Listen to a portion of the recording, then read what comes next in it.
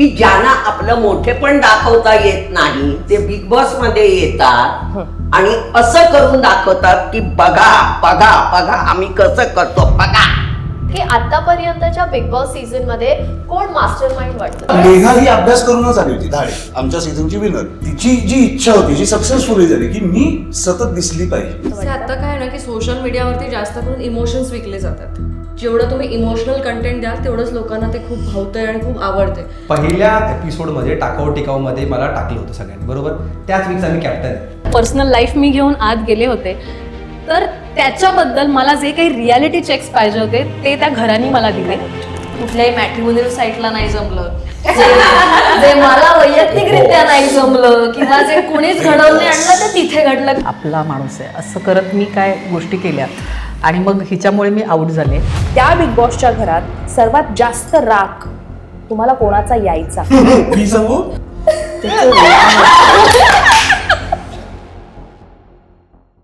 नमस्कार, मी जयंती वाघधरे. आजच्या राऊंड टेबलमध्ये तुम्हा सगळ्यांचं मनापासून स्वागत आहे. तर बिग बॉसच्या घरामधले सगळे कॉन्ट्रोवर्सी, सिक्रेट्स, कटकारस्थानं हे सगळे आजच्या एपिसोडमध्ये एक्सपोज होणार आहे असं जर तुम्हाला वाटत असेल तर ते अतिशय चुकीचं आहे. असं काही होणार नाही. पण त्या स्पर्धकांच्या खेळीबाबतची जी सायकोलॉजी आहे ती नक्कीच आपण आजच्या या एपिसोडमधनं क्रॅक करायचा प्रयत्न करू. आणि म्हणूनच आम्ही आज इथे बोलवलेले आहेत बिग बॉसच्या वेगवेगळ्या सीझन मधले मास्टर माइंड्स, जे इथे ओपन करणार आहेत सिक्रेट्स नाही पण खूप साऱ्या गोष्टी, खूप साऱ्या आतल्या काय म्हणतात न्यूज आपल्याला इथे कळतील किंवा आत्ताच्या सीझन विषयी त्यांना काय वाटतंय हे ते सांगणार आहेत आणि खूप चर्चा रंगणार आहे. जयंती, तर अगदी पहिला प्रश्न, माझा स्पष्ट प्रश्न आहे तुम्हा सगळ्यांना, तो म्हणजे सिम्पथी कार्डचा प्रश्न.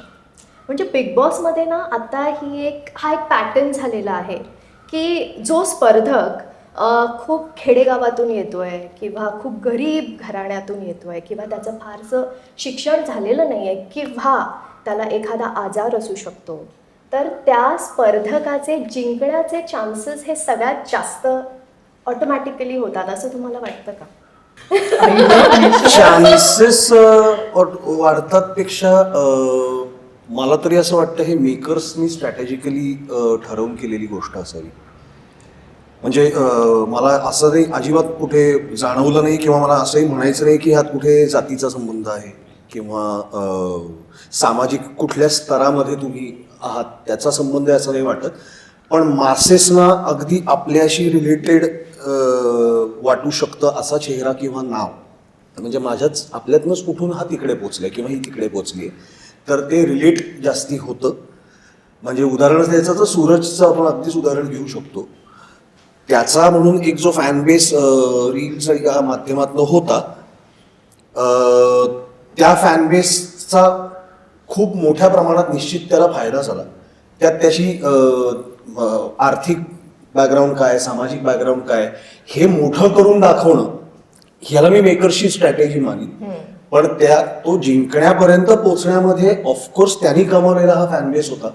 सो हे कुठेतरी हे सर्कल आहे आणि शेवटी TRP आणि ह्या गणितांमध्ये जर सगळं बसवायचं झालं तर ह्या काही स्ट्रॅटेजीजमुळे जर माझ्या शोला TRP मिळणार असेल, any publicity is good publicity आपण जाणतो आणि मानतोही. सो त्याचा सगळ्याचा जर माझ्या प्रॉडक्टला फायदा होत असेल तर मी हे करत राहील, असं मला चॅनल्स आणि मेकर्सचा हा अप्रोच वाटतो आता. करेक्ट. इनफॅक्ट अंकिता, त्या सीझन मधलीच तू हो, आहेस. तुला कधी असं वाटतं का की हा जो सिम्पथी कार्ड आहे किंवा विक्टिम कार्ड आहे त्यामुळे जो डिझर्व करतो विनरची खुर्ची तो कायम थोडासा मागे खेचला जातो असं वाटतं? आता काय ना की सोशल मीडियावरती जास्त करून इमोशन्स विकले जातात. जेवढं तुम्ही इमोशनल कंटेंट द्याल तेवढंच लोकांना ते खूप भावतंय आणि खूप आवडते. जे विकलं जातं ते एखादा माणूस विकणार. त्याच्यामुळे मेकर्सना जर इमोशन्स दाखवता येत आहेत लोकांना ते दाखवणार, कारण त्यांना शो चालवायचा आहे. पण एक गोष्ट प्रेक्षकांनी लक्षात घेतली पाहिजे की जो व्यक्ती किंवा जो लहान मुलगा असू दे किंवा कोणी असू दे, जो सोशल मीडियावरती आहे तो स्मार्ट आहे. त्याला सगळं कळतं, त्याला माहिती आहे की त्याला काय विकायचंय, त्याला माहिती आहे की काय विकलं जाणार आहे. त्याच्यामुळे सोशल मीडियावरती असणारा कोणताही व्यक्ती हा बिचारा कधीच नाहीये, कोणीच नाहीये, मी सुद्धा नाहीये आणि कोणीच नाहीये. त्याच्यामुळे जो सोशल मीडियावरती आहे त्याला वेगळ्या पद्धतीने तुम्ही बघा, अगदी इमोशन्सच्या ह्याच्यात वाहत जाऊन बघू नका, कारण त्याच्यात चुकीचे डिसिजन्स घेतले जातात. मग म्हणजे हा सॉरी टू इंटरप्ट यू, पण प्रत्येक रियालिटी शो मध्ये हे आहे. तू सिंगिंग रियालिटी शो बघितलास तरी त्याची पूर्वीपासून. हा अनेक वर्ष झाली. म्हणजे कौन बनेगा करोडपती मध्ये सुद्धा हे केलं जातं. घरातलं पार फुटेज घरातलं कसं कसं आहे, हे कॉन्टेस्टंटच्या कसं घरी जाऊन आहे, शूट करायचं, मग आसवं ढाळायची 4, हे सगळ्याच रियालिटी शोज मध्ये केलं जातं. पण मला वाटतं ती जे म्हणाली, तिने जे उत्तर दिलं त्यामधून आणखी एक पैलू उलगडला जातो. तो म्हणजे ती, म्हणजे जसं तू म्हणालीस की इमोशन्स विकले जातात, बरोबर आहे.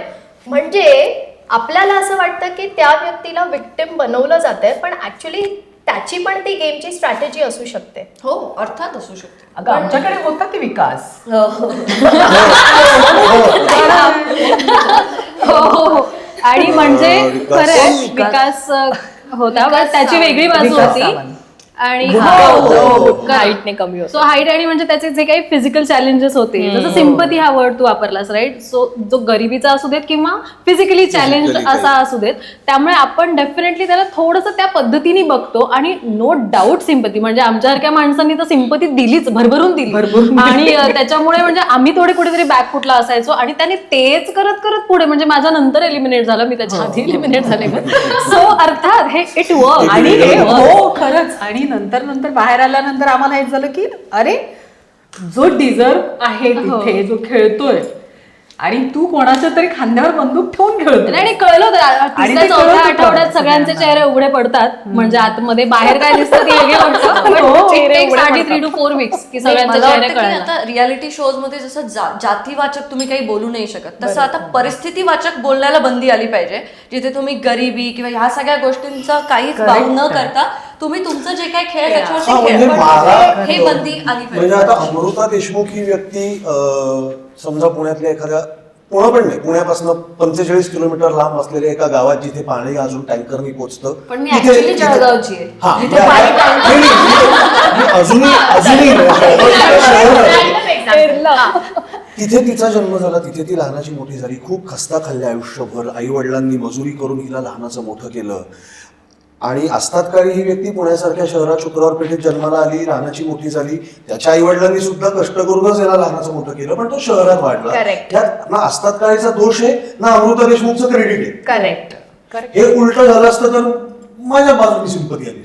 सो अंकिता म्हणाली तसं, हा ही व्यक्ती XYZ ठिकाणून आली, तिचं हे XYZ बॅकग्राऊंड होतं, एवढं सांगा, इन्फॉर्मेशन द्या.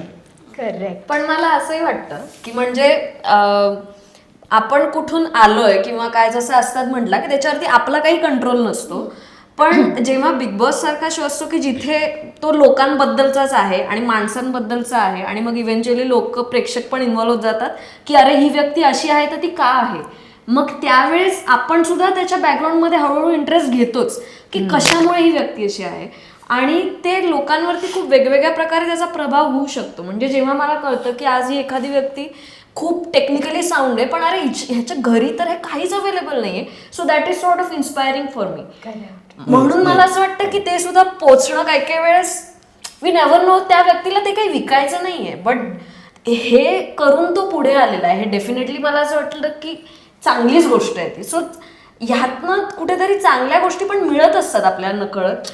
सो ते नको थांबायला या गोष्टीमुळे. त्याचं विक्टिम कार्ड मध्ये रूपांतर बंद म्हणजे जे तू म्हणली की हे कार्ड म्हणून जिथे प्ले होतं दॅट इज रॉंग. म्हणजे बऱ्याचदा आपण अज्युम करतो हे की एखादी व्यक्ती गावाकडनं आली आहे म्हणजे ती भयंकर इनोसंटच असेल. नॉट रिली. आणि असं पण अज्युम करतो आपण की शहरातली म्हणजे ऑपोजिट पण असू शकतं, काही असू शकतं.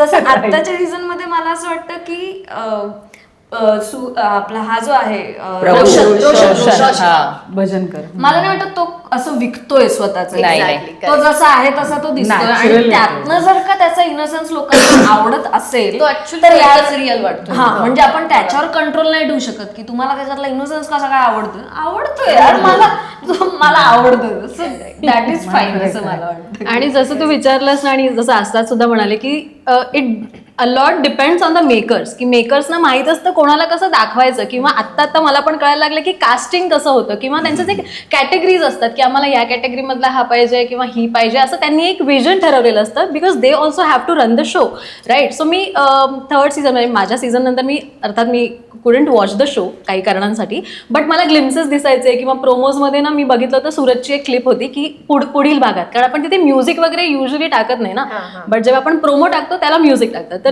तिथे सूरज फार छान कचरा काढतोय, कचरा भरतोय आणि बॅकग्राऊंडला म्युझिक देवा काळजी र देवा वगैरे देवा काळजी र. तर मला असं झालं माझ्या सीझनला अमृता आणि ताई आहे इकडे, सगळ्यांचेच किती कचरा म्हणजे ड्युटी नसताना आम्ही घर इतकं साफ एक्स्ट्रा काळजीने. बट अगेन मी माझ्याबद्दल म्हणेन की माझी जशी इमेज आहे, मे बी मेकर्सना नाही दाखवायची माझी ती साईड, त्यांना फक्त मी ग्लॅम किंवा असंच पोर्ट्रे करायचं, तर माझी ती साईड नाही झाली. की ऑडियन्सला आवडतंय हे बघायला, एखादा गरीब घराण्यातला आलाय, एक्झॅक्टली, अरे म्हणजे नाही ह्याला जिंकवायला पाहिजे, मे बी तो एक कनेक्शन पण किंवा तो बिल्ड करणं, तो जो जेन्युइन कनेक्शन आहे तो फक्त थोडा एनहान्स करणं, हे डेफिनेटली मेकर्सच्या हातात असतं.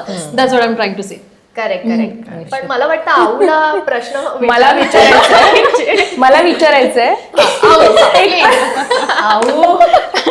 की एक तर नाही मला सांगा ना, म्हणजे तर आपल्या बरोबरचे सगळे यंग जनरेशन जेव्हा तुम्ही गेलात तेव्हा, आणि तुम्ही एकट्याच ज्येष्ठ अभिनेत्री तिथे गेला सगळ्यात होता, लहान मी होते. अति तरुण मगाशी म्हटलं अति तरुण. सो तुम्ही तुमचा तिथे त्रागा व्हायचा असताच, आणि तुमचं तर मस्त आम्हाला कळलं आता मारामारी होते की काय इतपत पण वाटायचं, म्हणजे काय रागात काही होऊ शकतं ना, आणि तिथे सगळंच तुमचं एंटरटेनमेंटची साधनं काढून घेतलेली असतात, त्यामुळे तो रागही एक निघत असतो. तर मला तुम्ही सांगाल त्या बिग बॉसच्या घरात सर्वात जास्त राग तुम्हाला कोणाचा यायचा? मी सांगू? हे बघ आणि कोण आवडायचं नाही? थत्ते?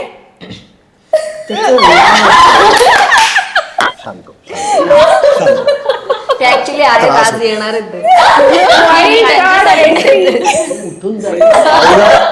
आऊला खूप जेन्युइनली त्रास झाला त्या माणसाच्या वागण्याचा, खूप म्हणजे आमचं भांडण झालं 3दा खडेजंगी माझं आणि आमचं. नाही, भांडण माझं कोणीच नाही बघितलंय भांडण. हा नाही आपला माझा राग आला तरी तो मनातल्या मनात. पण थत्त्यांच्या वागण्याचा अमरी तुमरी कधीच नाही. आऊला फिजिकली त्रास झाला थत्त्यांच्या वागण्याचा, आणि ते त्यांना माहिती होतं हे होणार आहे.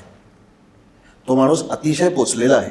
मी तुला अजिबातच गंमत घाबरत नाही खरं सांगते, बोलायला. माझी एंट्री, मी बॅग घेऊन आले, मला उचलवत नाही म्हातारी, म्हणून मी भूषणला बोलवलेलं, आणि भूषण आणि घेऊन आला. जस्ट एंटर झाली आहे, हा मला म्हणतो तुम्ही काय सांगता? अरे तुझी माझी ओळख नाही, मी तुला कधी पाहिला नाही. आल्याबरोबर मला म्हणतो तुम्ही काय म्हणता, सगळ्यात मोठी मी आहे? मी काय सगळ्यांना फोन करून वयो विचारली? खूप वेडा होता. मला म्हणतो माझं पण वय एवढं. अरे पण मी तुला ओळखतच नाहीये. गळ्यात पडून तेव्हापासून तो डोक्यात गेला. बाकी काय असं आपल्या घरात सुद्धा आई बरोबर होतं, बाबांबरोबर होतं, भावंडांबरोबर, राग नाही ठेवत मनात. मनात काही नाही, मनात. पण त्या माणसाविषयी मनात माझ्याही राग आहे. माझ्या मनात राग आहे त्या माणसाविषयी, प्रचंड राग आहे. 4 वर्षानंतर सुद्धा आहे म्हणजे खूप जास्त आहे. 8 वर्ष नाही. 8 वर्ष त्यांचं म्हणजे तिडीकच जाते माझ्या डोक्यात त्या माणसाचा विचार आला तरी आणि तिडी. मोठेपणा कधी भेटलाय? माझ्या घरी त्याच्या नशिबाने नाही भेटलं. हो, किती लाखाचं कमोड आहे म्हणाला तो. कितीतरी 12 लाखाचा कमोड आहे. कमोड आहे. तेव्हा मग मी हळूच म्हटलं हात खालून येतो वाटत.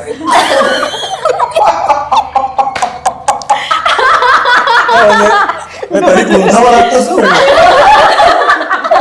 12 लाखाचा कमोड म्हणजे काय व्हॅक्यूम नाही. तुम्ही आत्ताचंही सीझन पाहताय आणि आपलं बोलणं झालं आधी पण, आणि तुम्ही एक शब्द म्हणालात, तो म्हणू नका कारण आपण एका चांगल्या प्लॅटफॉर्मवर बोलतोय, त्यामुळे अर्थात तुम्ही जे केलं ते योग्य. पण मला सांगा आत्ताच्या सीझन मध्ये जे आहे खरं सांगू? त्यातले आगाऊ कोण आहेत? आगाऊ मी रोज अगदी कितीला लागतं हल्ली आपल्या वेळी 9ला लागायचं ना, आता किती 8ला. 8ला.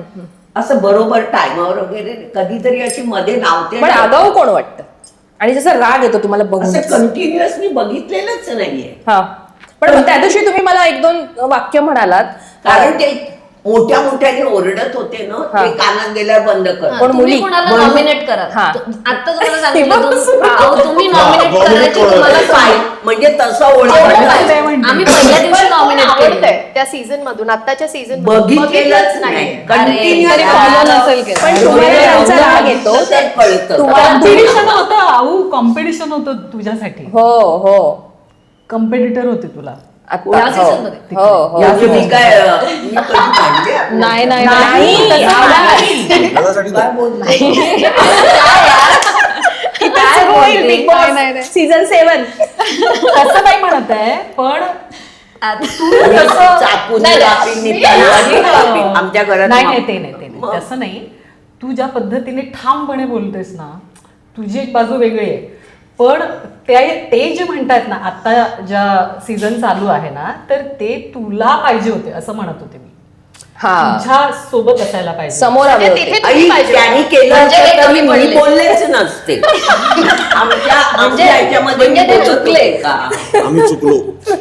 अनएडिटेड फुटेज पण हा सीझन जाऊ दे, पण हा. एकूणच सगळे सीझन जर आपण पाहिले तर सगळ्यात आगाऊ कंटेस्टंट कोण? सगळ्यातलं मला असं नको विचारू, मला कळतं. आमच्या सीझन आता हा तुमच्या सीझनचं तुम्ही आपल्या उत्तर पण season नाही चं. देत ना. पण कळलंच बघा. एक फक्त ते मला आवडत आवडत नाही. एक कळलेलं आहे, म्हणजे कोणी रागावू नका, हा हा की ज्यांना आपलं मोठेपण दाखवता येत नाही ते बिग बॉस मध्ये येतात आणि असं करून दाखवतात की बघा बघा बघा आम्ही कसं करतो बघा. ते बघा महाराष्ट्राला दाखवायचं असतं. बघा म्हटलं मी काय दाखवू, मला बघतातच. हे गंमत सांगू का? ऍक्च्युली आम्ही पहिल्या सीझनचे जे 15 बेसिक कंटेस्टंट्स होतो ना, सो आम्ही काय पहिला सीझन म्हणून आम्ही पायनियर्स असं जर धरलं, बाकी काही वेगळेपण आहे अशा प्रभाग नाही. आमचा सीझन सुरू व्हायच्या आधी जे जे लोक काम करत होते या क्षेत्रात अभिनयाचं, ते लोक आमचा सीझन संपल्यानंतरही काम करत राहिले, आणि ज्यांच्याकडे काम नव्हतं त्यांना बिग बॉस नंतरही काम नाहीच मिळालं. सो आऊ जे म्हणते की तिथे जाऊन आता बघा माझ्याकडे, असं ह्या काही गैर नाही. माझ्याकडे लोकांनी बघावं असं वाटणं हे आपल्या क्षेत्रामध्ये फार गरजेचंच आहे. पण माझं व्यावसायिक अभिनेता किंवा अभिनेत्री हे क्षेत्र असताना मला हा एवढा मोठा प्लॅटफॉर्म मिळतोय, तर त्याचा पॉझिटिव्हली वापर करून घेता येणं हे महत्वाचं आहे. आणि ते जमवणारे लोक ना, मला त्यांच्याविषयी कौतुक आणि आदर आहे. असे लोक आहेत. आणि फक्त माझा बडेजाव बघत बसा असे ज्यांनी केलं त्यांचंही नुकसानच झालंय बाहेर. आणि मला पहिला आपले हे कोण आनंद सर ना, इंटरव्ह्यू घ्यायचे ते कोण कास्टिंगचे, आनंद चव्हाण ना. आमच्या वेळी नव्हते. आनंद आम्ही केतन आणि आनंद प्रतिमेशी चव्हाण. होते. आनंद सर माझ्या इंटरव्ह्यूच्या वेळी मला म्हणले ना की तू काय ठरवून आज जाणारेस? मला माहितीच नाही कोण माझ्या बरोबर 14-15 लोक, मी काय ठरवून जाऊ? मला काय करायचंय तेवढं ठरवू शकतो. पण मी राहुल रॉय सर जो सीझन जिंकले होते ना, पहिला आहे ते हिंदीचा पहिला. हा. तो फॉलो केला होता. त्यानंतर मी एकही एपिसोड बघितला नव्हता बिग बॉसचा. मी हिंदीचं पण नाही पाहिलं. पण So, मी काय बघायला तुमचा भांडणं फार बघितली प्युअरेस्ट बरी. सीझन होता. म्हणजे तुमचा फर्स्ट सीझन होता ना, आणि तुम्ही खरंच बऱ्यापैकी best होता. 99% लोक सगळ्यांना न सांगते की ठरवून आलं. आतापर्यंत हो. झालेल्या नेहा ठरवून आली होती कारण ती Big Boss आमचा साठी tailored पहिला होती. जो सीझन होता तो सभ्य आणि व्यवस्थित होता. जेवताना टेबलावर बसताना जेवायला- भांडत नव्हतो आम्ही. तर म्हणजे मला टोमणे पण किती मारले. म्हणजे मी सेकंड चौगुले. सीझनच्या वेळी कधीच नाही. सेकंड आपण सीझनच्या वेळी किशोर चौगुले. सेकंड सीझन मध्ये हाच मुद्दा बोललो होतो एका इंटरव्ह्यू मध्ये सेकंड सीझन बद्दल, की म्हटलं भांडणं आम्ही पण केली, कुत्र्यासारखे भांडलो आम्ही. नाही असं नाही, मी आणि मेघा, पुष्कर आणि सुशांत मारामारीपर्यंत वेळ दिली होती. किशोर दादा आणि आऊचं वाजलं होतं. पण मी बोलले नाही. पण- तो मला बोलत होता हो. फक्त हो. त्याच्या डोक्यावर अंडी पडली तेव्हा असं- त्याला बोलले देवानी या तुला टेबलवर शिकवलं. तुम्ही पण भांडणार. त्यातलं कुठलंही भांडण कुणीच किचन मध्ये नेलं कुणीच नाही. पण हे काय बोलून ठरवलं नव्हतं आम्ही. हो. तिथे किचन मध्ये ह्या वाईब्स आपण घेऊन गेलो तर त्या वाईब्स अन्नावाट्या आपल्या शरीरात जातील. Correct. हे न बोलता न सांगता आपोआप झालं, जे दुसऱ्या सीझन मध्ये नाही झालं. दुर्दैव. पहिलं भांडण किचनमध्ये झालं. जेवायच्या वेळी सुद्धा मी बोलवायची जाऊन या, आणि आमची मेघा पिंकी पार्लर तिथं चालली. हे वेगळं आहे. नाही जसं मी म्हटलं ना, पहिला पण ती पण सीझन काम खूप करायची, जेवण बिवण. की पहिला सीझन मी हार्डकोर बिग बॉस लवर आहे. म्हणजे मी हिंदी बिग बॉस वगैरे बघितलं जेव्हा मी I was not even a part of industry, काही संबंध नव्हता माझा, तेव्हापासून मी बघते हा शो. आणि फॉर मी हा show is all about reality, की रिअल आणि खरी लोक. सो ह्यांच्या सीझन मधलं मला हेच आवडलं की ह्यांनी ना खूप, मी म्हटलं ना 90 ते 95% लोक खरे होते आणि खरे वागले. त्यामुळे ह्यांच्यातले जे कनेक्शन झाले ते सुद्धा खरे होते, यांच्यातली जी भांडणं झाली ती सुद्धा खरी होती, म्हणून ती आपली वाटली. नंतर काय झालं, मराठीमध्ये एक असा हिट शो आलाय, बिग बॉस मराठीत पहिल्यांदा आलं होतं ना, त्यामुळे सगळ्यांना किंवा ज्यांना तिथे यायचं होतं किंवा स्वतःला प्रेझेंट करायचं होतं, तर काही लोकांनी ठरवलं होतं की मला असं दिसायचंय. पहिल्या दिवसापासून भांडणारे, विनाकारण भांडणारे, त्यामुळे मला अतिशय खोटेच वाटतात. त्यामुळे हे जे म्हणतात ना किचनमध्ये हे लोक नाही भांडायचे, ही यांची सेन्सिबिलिटी होती, जी नंतरच्या सीझनमध्ये कमीच होत गेली आहे. म्हणजे हार्डली हाताच्या बोटावर मोजणारी माणसं असतील की ती सेन्सिबल राहून वागली आहेत. मग जिंकणं हरणं, येताना ना 2 कॅटेगरीची माणसं येतात बिग बॉसच्या सीझनमध्ये. एक तर असतात जी सेन्सिबल असतात आणि ज्यांना सेन्सिबल राहून खेळायचं असतं, आणि बाकी ज्यांना सेन्सिबिलिटी, डिग्निटी याची काहीच पडलेली नसते. एंटर स्वतःची करताना आणि दुसऱ्याची. हो, दुसऱ्याची तर अजिबातच नाही. एथिक्स, तत्व हे सगळे दरवाजाच्या अलीकडे सोडून येतात आतमध्ये, की मला दिसायचंय कसं, कॉन्टेंट कसं द्यायचंय, मला ही लोकांना अशी सगळी दाखवायचं. माणसं असतात. त्यामुळे तुम्ही काय कमवतं आणि गमवतं अल्टिमेटली तुमचा गेम ठरवतं. आणि ऑल्सो 24 तास आम्ही राहिलोय तिथे आणि तिथून दिसतो 1 तास. त्यामुळे 1 तासात यू नेव्हर नो की तुमची पॉझिटिव्ह बाजू दिसते, निगेटिव्ह यू नेव्हर नो, कारण तुम्ही आतमध्ये ना पूर्ण वेडे झालेले असतात. टू बी ऑनेस्ट, कम्प्लीट वेडे. किडे लागतात, मी म्हटलेलं. हो, त्याच्यात ना तुम्ही तुमचं अगं, कसं साधी गोष्ट जपताय आहे. ते. आमचा लोणावळ्यात झाला ना, आमचाच फक्त लोणावळ्यात झाला. अच्छा. नंतर सगळे मुंबईला हा. गंमत काय आहे, मुंबईत जरी तुम्ही क्वारंटीन असता 100 दिवस, पण मला जर माहिती आहे मी फिल्म सिटीत आहे, तर मला माहिती आहे, मला जॉग्राफी माहिती आहे, पलीकडे कुठला सेट आहे, इकडे मंदिर आहे, तिकडे कॅन्टीन आहे, हे मला माहिती असतं. आम्ही एलिएनेटेडच होतो ना. म्हणजे घरातनं मला पुण्यातनं पिकअप केलं, ते काळ्या काचा लावलेल्या होत्या आणि ऑब्व्हियसली. तिकडे जाताना मास्क, लोणावळ्यात एंटर झाल्यावर मास्क घातला होता. पण लोणावळा माहित होतं की नाही? लोणावळ्यात माहिती होतं. ओके. पण लोणावळ्याची अशी फार आपल्याला drive नसतो. आपण तरी मला ना माझा ड्रायव्हर होता, तो म्हणला सर मी सांगतो तेव्हा मास्क लावा, आतापासून नका लावू. घाट बीट संपत आला, लोणावळ्यात एंटर केला, म्हणला सर आता लावा मास्क. पण त्याला डोळे होतेच ना मॅडम, बेसिक लोणावळ्याची माहिती होती. सो मला अंदाज होता आम्ही कुठे चाललोय. गेटच्या आत गेल्यानंतर काहीच ओळखीचं नाही, ऍब्सोल्युटली काही ओळखीचं नाही. एक चेहराही ओळखीचा नाहीये, एक नावही ओळखीचं नाहीये. बरं, मेघा तारेच्या व्हॅलिडीवर तुझं नाव होतं. आमची सगळ्यांची खोटी नावं दिली होती.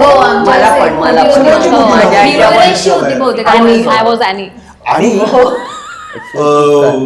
सो तिथे काय झालं ना, एकतर घड्याळ नाही, मोबाईलचा संबंधच नाही, पण मला काही त्रास नाही झाला त्या गोष्टीचा. सुरुवातीला म्हणजे आमचा आय थिंक सीझन एप्रिलमध्ये सुरू झाला. एप्रिलमध्ये काहीतरी 16 एप्रिल का समथिंग, तेव्हा ऊन होतं. सो पुष्कर तारीख डोक्यात ठेवत होता आणि मी वेळ ठरवायचो. झोपाळा जो होता फेमस गाजलेला आमचा अंगणातला, त्याच्या सावलीवरनं मी वेळेचा अंदाज लावायचो. आणि हे आले होते ना सचित, आणि हे आले होते ना गेस्ट अपिअरन्स म्हणून सिरियलच्या प्रमोशन. तेव्हा मी विचारलं होतं सचितला, म्हटलं तुम्ही बाहेर मी वेळ जी सांगतो ती दिसते का? हो. म्हटलं किती वेळा? बरोबर आहे, एक 10 मिनिटाचा फरक असायचा. म्हटलं ओके. जसं जसं जून आला, ढग आले, तसतसं ऊन येईन असं झालं. पण अजून एक दिवस सकाळी शाळेची घंटा ऐकवली आणि जनगणमन ऐकवलं आणि मी उभा राहिलो. जनगणमन ऐकवल्यावर मी उभा राहिलो.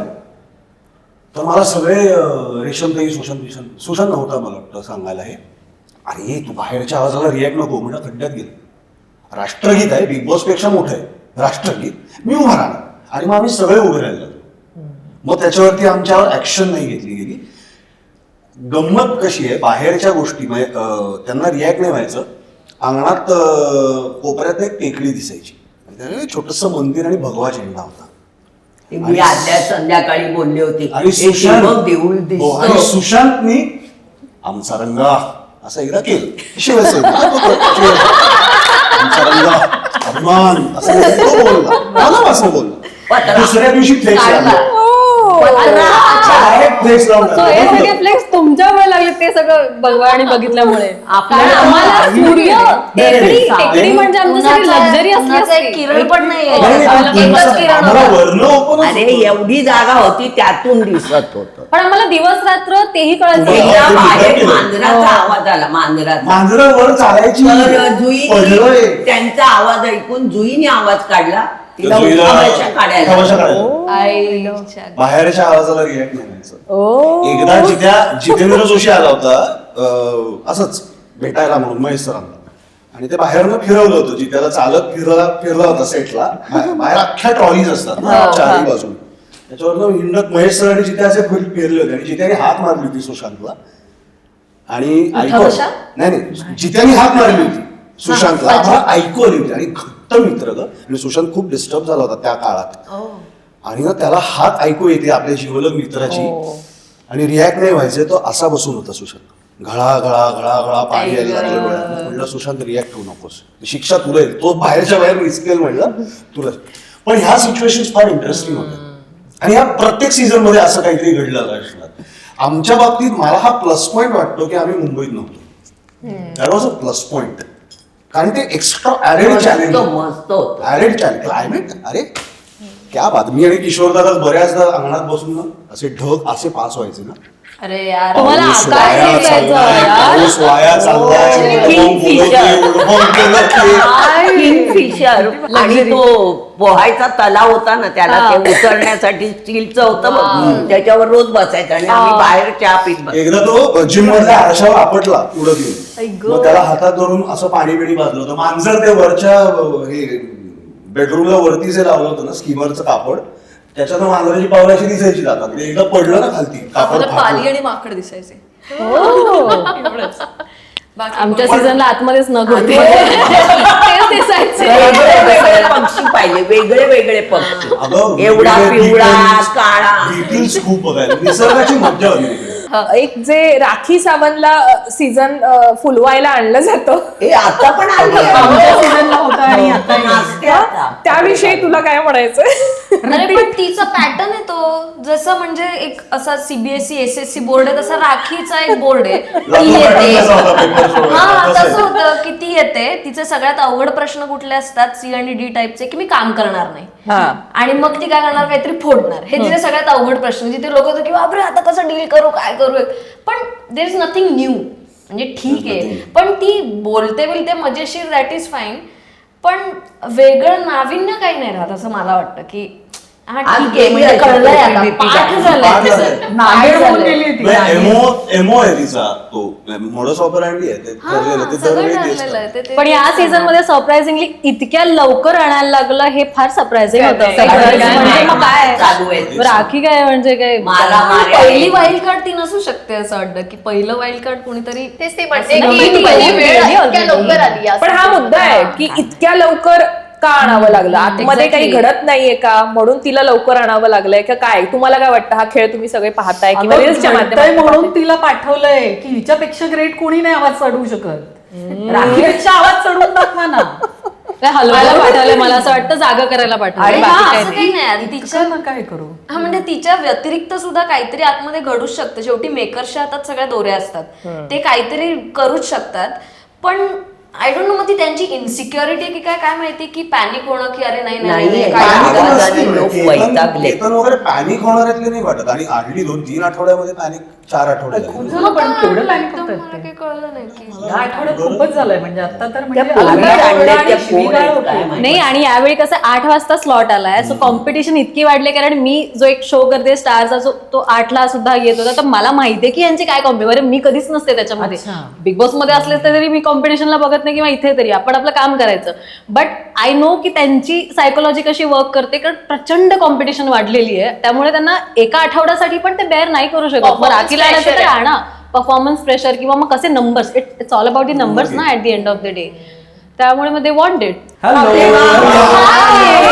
वाईल्ड कार्ड एंट्री झालेली आहे. Wild card entry. Wild card wild card आल्यावर आम्ही खुश होत नसतो, पण आता होतो. इथे होऊ शकतो. खुश करणार सगळ्यांना. कशा? मस्त. अजिबात एक्सपेक्टेड नव्हतं यार. हो ना? बरं, वाईल्ड कार्ड एंट्री झालेली आपली.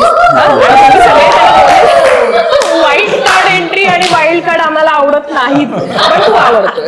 सो एकतर आत्ताचा सीझन किती फॉलो करतोयस आणि त्यातलं तुला काय आवडतंय आणि काय खटकतंय? नेहमीचा सीझन काही ना काहीतरी वेगळा असतो, पण ह्या सीझनमध्ये ना मला वाटतं त्या सगळे season- ओवाळून टाकलेले आले. हा, असं वाटतं की हा सीझन जर आठवायचा असेल फक्त असं वाटतं चोरी केलेला, चोरट्यांचा, हे जे काय फार काय असं अरे ह्याने काहीतरी वेगळं केलं, याने चोऱ्या मारण काहीतरी चाललं तिकडे. कॉन्टेंट मला फार काय वाटत नाही. मला वाटतं अरे काय गाजर चोरी केली, त्याच्यावर मुद्दा झाला, काय तर झोपले, घडत काय नाही, सगळं बिघडत असं वाटतं मला. तर काहीतरी घडलं पाहिजे जेणेकरून भांडी नाही घासली. हा, म्हणजे हे कॉमन होतं. मोठे कांड. जर आपण स्वतःला कंटेस्टंट आणि आम्ही काहीतरी आहोत आणि आपण, कारण का जो तो तेच म्हणतो तिथे गेल्यावरती. राकेश बापट म्हणा तुला कळतं का, तुझी लायकी आहे का, किंवा सागर करांडे म्हणाले अरे ह्या काय कालच्या मुली, तुला कळतं काय रील्स वाला ह्या काय, वगैरे वगैरे वगैरे. मला वाटतं ना हे आपण स्वतःला कुठेतरी खूप मोठं समजतोय असं सगळ्यांना वाटतं. तिकडच्यांना पण वाटतंय, इकडच्यांना पण वाटतंय, ज्याला त्याला फक्त हे वाटतं की आपण खूप मोठे आहोत. मग तुम्ही जर मोठे आहात तर मोठा करा ना शो. वा. एकामेकाला मोठं म्हणण्यामध्ये आणि एकामेकांना खाली दाखवण्यापेक्षा शो खाली चालला असं मला वाटतं. कारण का हे काही करत नाही. तर शोला जर तुम्ही आलेला आहात आणि तुम्ही स्वतःचं नाव घडवून आलात, कमवून आलात, सो शोला मोठं करा, वरती न्या. झोपण्यापेक्षा आमची झोप उडवा, बघूया आम्हाला. अरे एवढा आवाज ऐकतोस ते झोप उडाली नाही तुझी अजून. ते आवाज ऐकून mute करतो. मी mute. नुसता भांडणाचा आवाज आहे. कोणाच्या? ते आताचे कोण पण? ते अजून आवाज आवाज नाव नाही आठवत. रुचिका. कंटिन्युअस रुचिता, दोन मुली त्या खूपच लहान अशा वाटतात त्या. रुचिता, अनुश्री. कोण रुची? तन्वी. मला नाही माहिती. तन्वी कोलते पण नाही माहिती. तिचं नाव सारखं गाजत पण असतं ताई, तिचा मला आवाज. मला बरोबर. मला काय वाटतं ताई, काय म्हणाले? पाऊट गेलं त्यांनी. कारण ती ह्याच्यात होती का लक्ष्मीचं काय ते लक्ष्मी निवास. ताई मला काय वाटतं माहिती का, कोणीतरी काहीतरी करतंय, त्या फक्त मुलीच करतात असं मला वाटतं. मुलं काहीच करत नाही. नाही त्या शो मध्ये आता मला तरी तुझ्या वाटतं ओळखीचं तन्वी कोणी भांडतीये, आहे? तन्वी भांडतीये, रुचिता बोलतीये, प्राजक्ता गातीये आणि गातीच आहे ना. प्राजक्ता शुक्रे शुक्रे प्राजक्ता गातीये. माहितीये. राहुल वैद्य बरोबर होती. अनुश्री चोरतीये. हा. अनुश्रीला काढलं ना कोणतरी माने का कोणी? दिव्या नाही, दिव्या दिव्याला दिव्या शिंदेला. दिव्या शिंदेला काढ. पण त्यात विशाल जरा असं खेळतोय की त्याला असं होतंय. खेळायचंय हा. असं. पण हा जो सीझन जर बघितला ना, मला असं वाटतं फक्त मुली गाजवत आहेत. मुलं काही करत नाहीत. एक वर बसलेला असतो, एक स्विंग मध्ये जात असतो, बरोबर. एक असतो तो म्हणतो मला झोपायचं, एक येतो खुर्ची फेकतो 2 वेळेला. मुलं काहीच करत नाही. काहीच करत खुर्ची फेकतो बापाने तुला खुर्ची फेकली होती आता सध्या. पण फक्त तेच हा, बघता ना, बघता व्यवस्थित. त्याला मी ओळखते. तुम्ही कोण म्हणता त्याला? अनिल कपूर. हा, स्वतःला अनिल कपूर. ते असं ना जरा बरं दिसतंय म्हटल्यावर. नाही, या सीझनला बरेच जण तयारी करून गेल्यासारखे वाटतंय. अगं सगळं- अगं पण ते सेकंड सीझन पासूनच तो फील आला कॅरेक्टर होता लावून मला. गेलेत ते प्रत्येक सीझन मधलं एक घेतलंय. पण ह्या ह्याच्यात सगळेच जण तशाने आल्यामुळे ना तो खूप केऑस वाटतो आणि खूप भांडणं वाटतात किंवा सगळेच खूप लाऊड वाटतात ते त्याच्यामुळे वाटतात. म्हणजे सगळे. आपण पण- एंट्रीच्या आधीचे परफॉर्मन्सेस शूट होतात आपले हा. आणि आपण आत जातो हो. बरोबर. म्हणजे आपण सगळे आत जातो शनिवार रात्री बरोबर. जो एपिसोड टेलिकास्ट होतो सोमवारपासून बरोबर. म्हणजे रविवारचं जे फुटेज आहे ते सोमवारी टेलिकास्ट होतं. बरं आपल्या सगळ्यांना म्हणजे आम्ही पहिल्या सीझन नंतर दुसरा सीझनचा पहिला एपिसोड जेव्हा बघायला घेतला सगळे आत गेले. छान आहे, चांगलं कास्टिंग, माझ्या बिद्या सगळे मित्रच होते. सोमवारी जेव्हा रविवारचं फुटेज दाखवायला लागले एपिसोडच्या शेवटी भांडणं करायला लागले शिवानी आणि हे. म्हटलं अरे 36 तास पण नाही झाले तुम्हाला आज जाऊन, 36 तास पण नाही झाले तुम्ही आईमाई काढता. लिटरली आईमाई काढली होती. म्हणजे हे कुठलं लक्षण आहे? तू 36 तास म्हणतोस. आम्ही जेव्हा गेलो नॉमिनेट करायला लागलं त्याच्यामुळे आम्ही एकाच ह्याच्यात होतो. ते वाद झाले, दॅट इज डिफरंट. ते होणारच की मला नॉमिनेट का केलं, ते होणारच. बट पहिल्या एका तासात लोक टोकाचं भांडत होती, ते बघून मी अशी फक्त बघत बसले. म्हटलं हे कुठला बिग बॉस आहे, हे मी बघते का मी बाहेरून, आणि आता मी आले आत, हे करायचं की काय आपल्याला. आणि मी शॉक्ड होते की म्हटलं अच्छा ओके रुचिरा तुझं get म्हणलीस की prepared. ठरवून अभ्यास कर. मेघा ही अभ्यास करूनच आली होती धाडे, आमच्या सीझनची विनर. पण ती अभ्यास म्हणजे ती संपूर्ण बिग बॉस चायनीज फक्त बघितलं नसेल. बरं तोच सेट होता. बिग बॉस चायनीज आहे आणि ते लोणावळ्यात शूट झाले. सांगतोय बिग बॉस चायनीज हे आमचं जिथे झालं त्याच सेटवर, फक्त मोठा होता त्यांचा सेट. लोणावळा इंडियातला लोणावळा. आणि चायनीज कंटेस्टंट हो अयो हो. So तेवढंच मेघाचं राहिलं असेल बघायचं. पण तीही अभ्यास करून आली होती आणि आधी तिला चिडवायचंच होता, काय तू अभ्यास करून आलीस. पण एका पॉइंटला महेश सरांनी झापलं होतं आम्हाला की मग त्यात गैर काय, तुम्हाला कोणी थांबवलं होतं का? सो तिने केलेला अभ्यास जो होता ना, that was productive for the show. It was productive, it was giving content to the show. मला फक्त, आणि तिची जी इच्छा होती जी सक्सेसफुली झाली की मी सतत दिसली पाहिजे. परफेक्ट. गंमत काय झाली, आणि त्यात आम्ही पण माती घालली. अगदीच गणित मांडायचं तर 60 मिनिटं समजा असतील आणि 12 कंटेस्टंट उरले असतील तर मॅथमॅटिकली प्रत्येकाच्या वाट्याला 5 मिनिटं आली पाहिजे. आता मी जर 5 मिनिटाच्या लायकीचा कॉन्टेंट देत नसेल तर माझ्या 5 मिनिटातले 40 सेकंद तुला मिळतात, 2 मिनिटं तुला मिळतात, 3 मिनिटं हिला मिळतील. जे मेघाला कळेल जमत होतं स्वतःचा स्क्रीन टाइम वाढवणं, जो तिने वाढवलाच. आणि ती जेव्हा स्क्रीनवर दिसायची नाही, इतर जे दिसायचे ते तिच्याविषयीच बोलत असायचे. हे तिने जे जमवलं ना, प्लस सिंपथी सुद्धा मिळवली जेव्हा गरज होती तेव्हा. आणि that was a marvellous display of understanding of this show. हा अभ्यास उत्तम आहे. तू म्हणतेस ती जी तयारी करून आल्यासारखं वाटतं ना, ते त्रासदायक आहे यार. ते तब्येतीला हानिकारक आहे त्यांच्याच. सगळेच तज्ञ आहेत, सगळेच तज्ञ आहेत. हे केलं की दिसणार, मी हे केलं, अच्छा तुझा प्रोमो निघणार वगैरे, ही काय भाषा आहे? तिला मजा झाली. मी अशी उभी राहिली आणि मेघा इकडे होती. बरं कॅमेरे सगळीकडे 150 कॅमेरे आहेत. त्यांना बाजू मी इथे आहे बघा आणि ही इथे आहे, म्हणजे हिचा थोबडा इथे, इथून कॅमेरा. तिने मला असं बाजूला केलं. बिग बॉस म्हणाले मेघा हो सगळीकडनं दिसताय तुम्ही आणि इतके कॅमेरे आहेत. आता तुम्ही मला सांगा महाराष्ट्रात किती इंच पाऊस पडला सांगा. संपवून म्हणजे दिसायला पाहिजे. दिसायला कॅमेरा आऊला असं बाजूला केलं तुम्ही. आऊ तिकडे कॅमेरा, अगं 97 कॅमेरे आहेत. There are 97 camera around you. हे भयंकर होतं ते एक झालं होतं आमच्या सीझनला. रेशम ते मी जिथे झोपायचो ना तिकडे हा बेडचा हेडबोर्ड असेल ना, तर ह्या कोपऱ्यामध्ये ना असं एक एवढंसं भोक होतं त्या प्लायला पडलं. पहिल्याच दिवशी मला गेल्या ते दिसलं. बघितली तर मला ना हा असा डेनिम घातलेला असा एक पाय दिसला कॅमेरामनचा ट्रॉलीवर. राहिला ऍक्च्युअली जिवंत माणूस ऑपरेट करायला बसले. कारण 6 का 7 DOPs होते अख्ख्या सेटवर काय. एकदा झाले 5-6 आठवडे झाले होते. म्हणजे कोणीतरी असतं तिकडे. आमच्या आसपास कंटिन्युअस 250 माणसांचं युनिट होतं. पण ते तुम्हाला दिसतं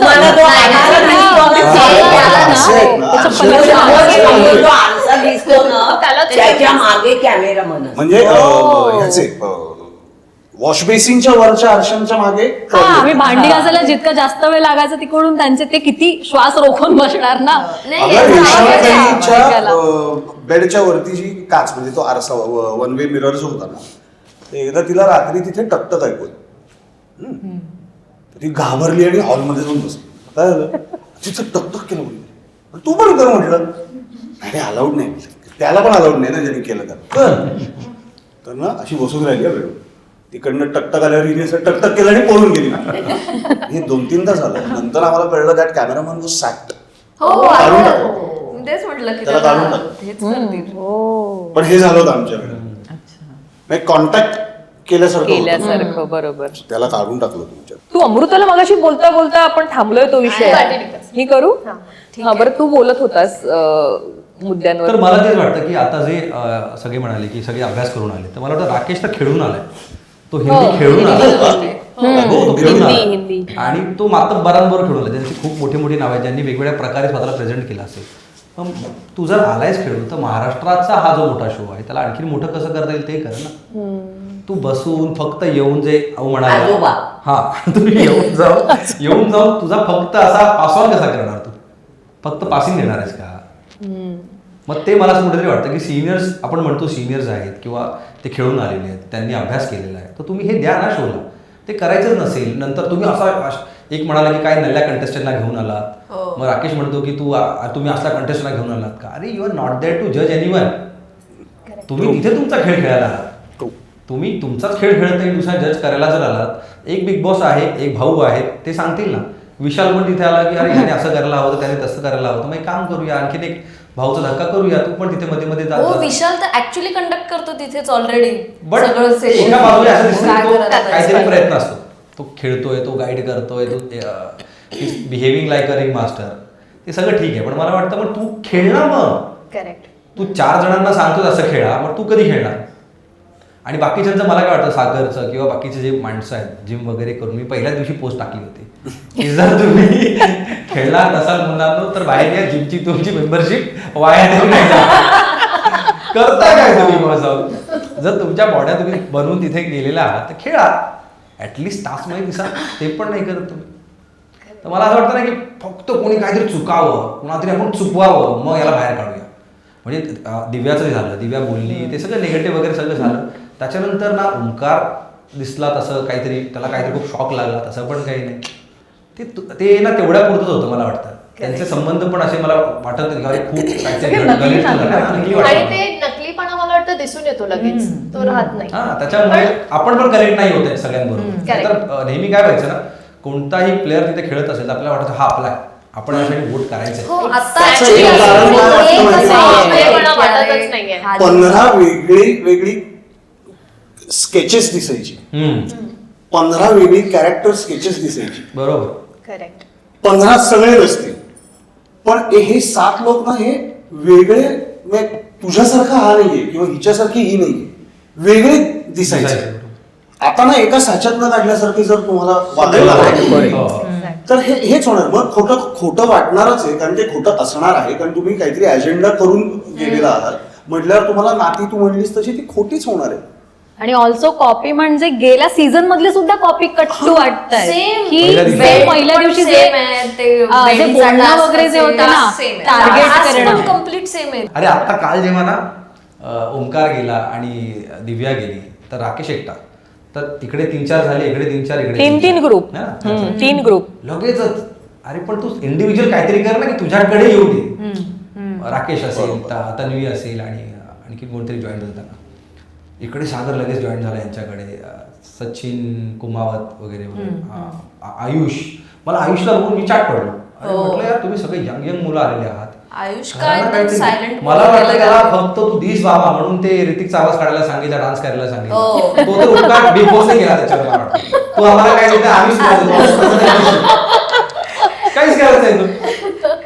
पण मला वाटतं अमृता, तुझी तर रोस्टिंग सिरीजच आहे, स्वतः तू युट्यूबवर करतेय, तर या सीझन मध्ये अशी एखादी व्यक्ती, स्पर्धक जो खरंच रोस्टिंगच्या लायकीचा आहे आणि तो खूप ऐकायचंच आहे आम्हाला. तन्वी एक खूप असं वाटतं की ती काय करते, म्हणजे ती कधीतरी एकदम सांगते की मी खूप स्ट्रॉंग आहे, आणि मग काल तिने एकदम आयुष विषय की का तुम्हाला असं हे केलं. बरं, किती आठवडे झाले? 3 आठवडे, त्यातली मैत्री, त्याच्याकडनं एवढे एक्सपेक्टेशन्स आणि हे सगळं. तर ते असं होतं की खरं आहे की खोटं आहे की काय, इतकं कोण इन्व्हॉल्व्ह होतं. आणि जर तू खरंच इन्व्हॉल्व्ह होत असशील तर म्हणजे ती तुझी चूक आहे. म्हणजे तो बावळटपणा आहे निव्वळ. तो त्याचा गेम खेळेल की हिचे सगळे फ्रेंडशिप निभावत बस. अमृता, मी तर त्या अनुषंगाने ही तर मैत्री बद्दल ही 3 आठवड्याची, मी तर 3 वर्षाच्या याच्यावर घर फोडायला पाहिजे होतं तिथे. हो, म्हणजे जे काही झालं होतं तर तो त्रागा, म्हणजे मी सफोकेट झाले होते. अगं, मी आताही डिरेक्टली बोलत नाहीये because I have to maintain my dignity now, but still गोष्टी काही लपलेल्या नाहीयेत.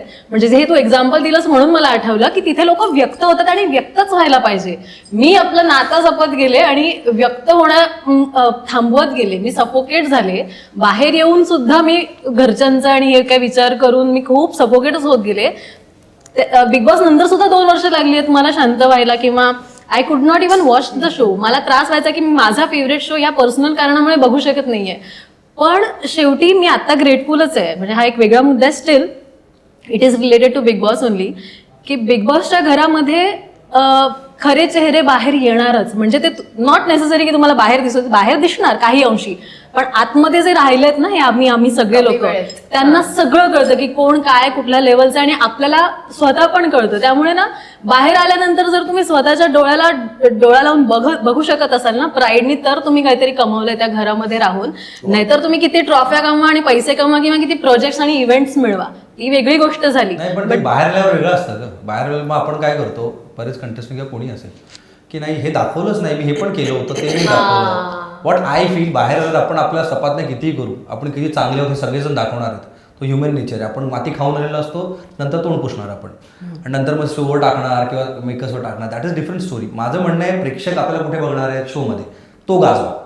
आपण पैसे घेतो, आपण परफॉर्म करतो, नाटक करतो, डान्स करतो, गाणं गातो, प्रेक्षक आपल्याला बघायला येतात. आपलं काम आहे एंटरटेन करणं, तेव्हा करा. नंतर तुम्ही अरे मला त्याच्या आवाजच नाही लागला, अरे मी तर तू माती खाल्लीस, प्रेक्षक तुला बघायला आले होते, तू आवाज नाही ठेवायला होता. इट्स युअर ड्युटी ना, तू कर ना नीट जेव्हा जे करायचंय. एक्झॅक्टली हाच मुद्दा. म्हणजे मी काय केलं की मी माझी जर नाही anyone is aware of it, की मी माझी एक पर्सनल गोष्ट आतमध्ये घेऊन गेले होते, आणि तिथे जाताना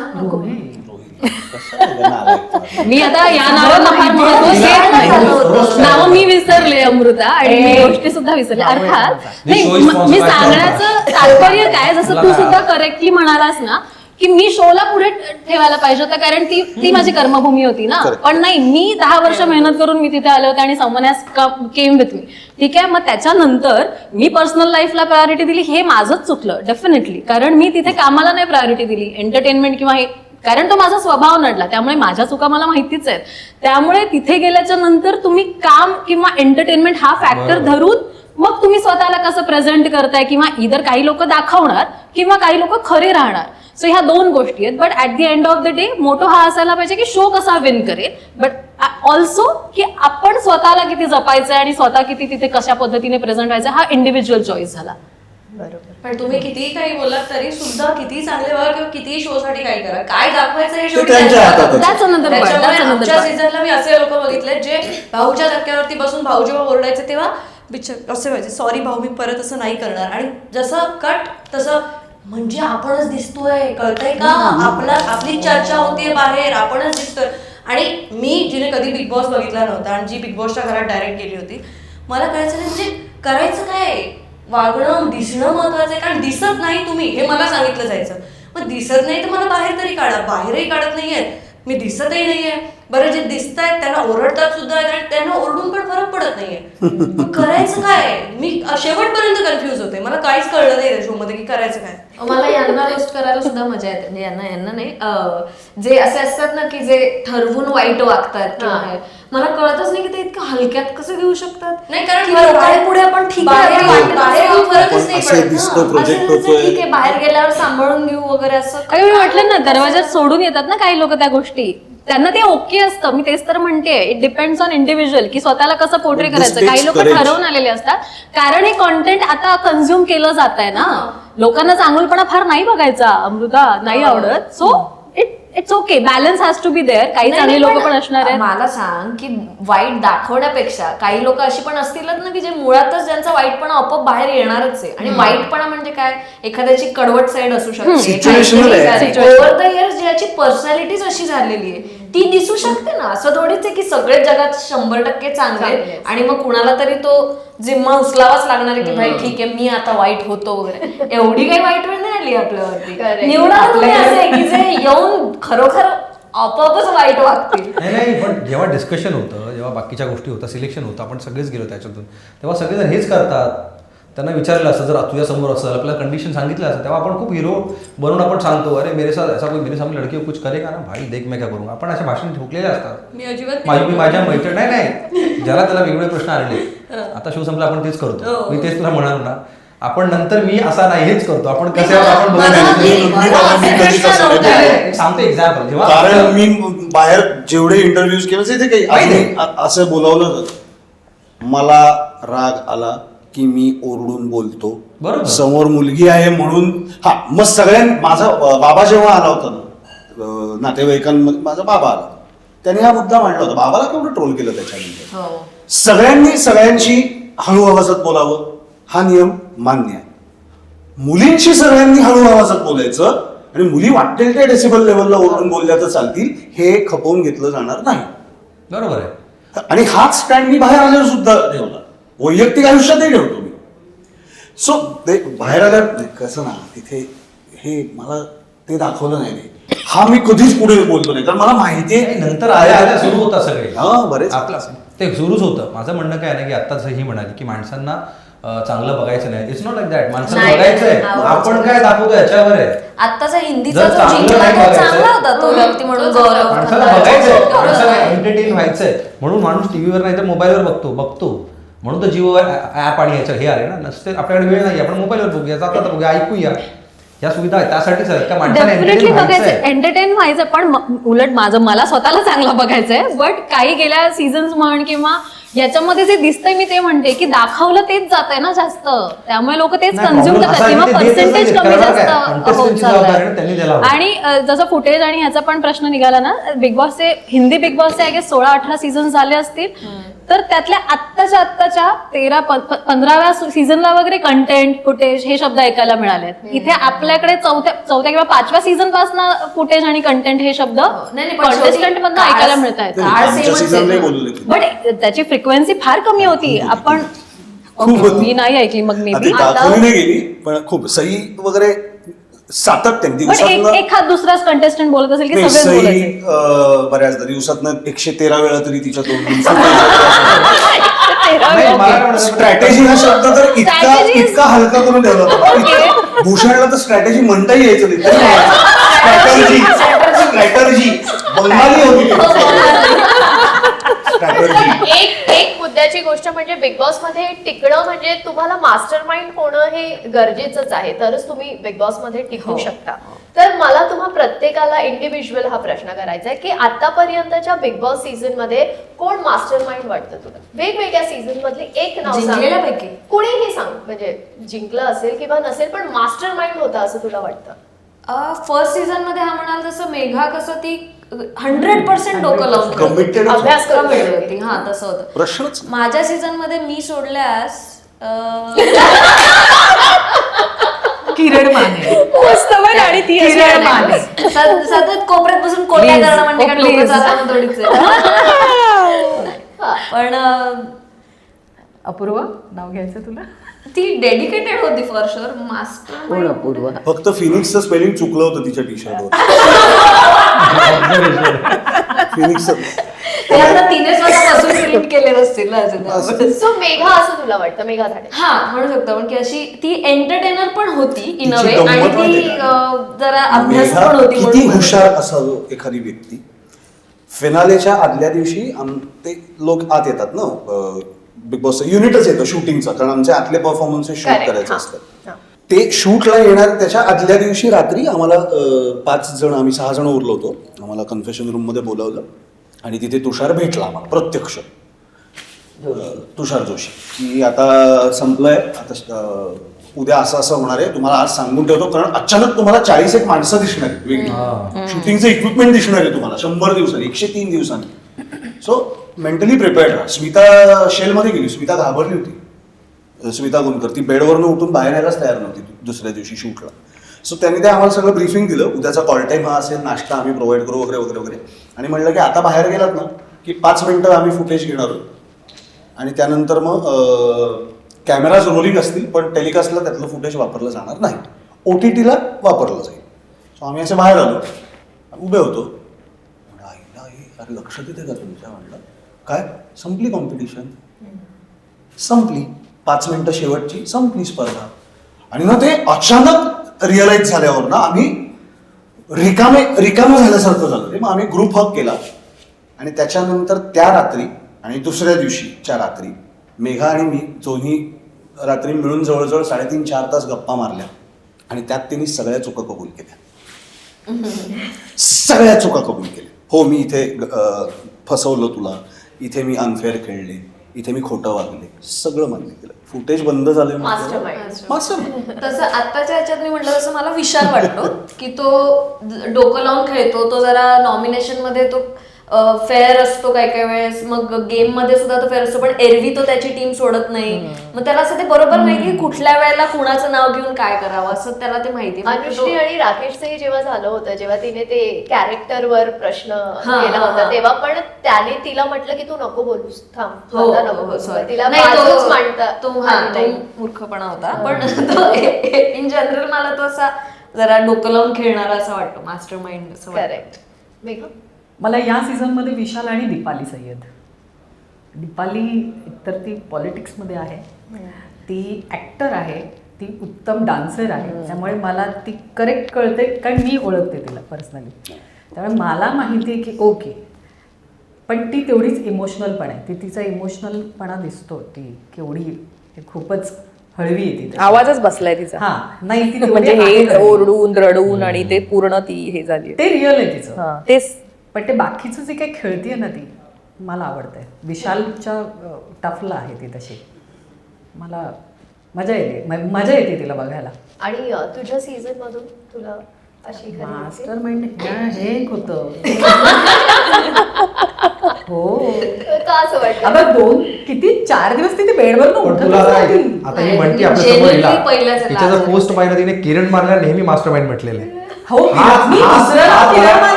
वाटतं ना, जो सामने उसको मत बोलो, जो आपके दिल में है वो बोलो. हे तो पोस्ट मध्ये मास्टर माइंड किरण मारला तुझ्या नाही, अरे का? पण तिथे ती त्याचंच नाव घ्यायची. बरोबर. आता तेव्हा तिच्या हृदयात तेव्हा मीच होते. आता हृदयाला नाही सुरुवातीपासून झाली. बरोबर आहे की नाही? माझ्या हृदयात काय बाहेर आहे. पण तुला माहितीये का, ते सॉर्ट ऑफ ना आतमध्ये खूप बिंबवलं पण जातं.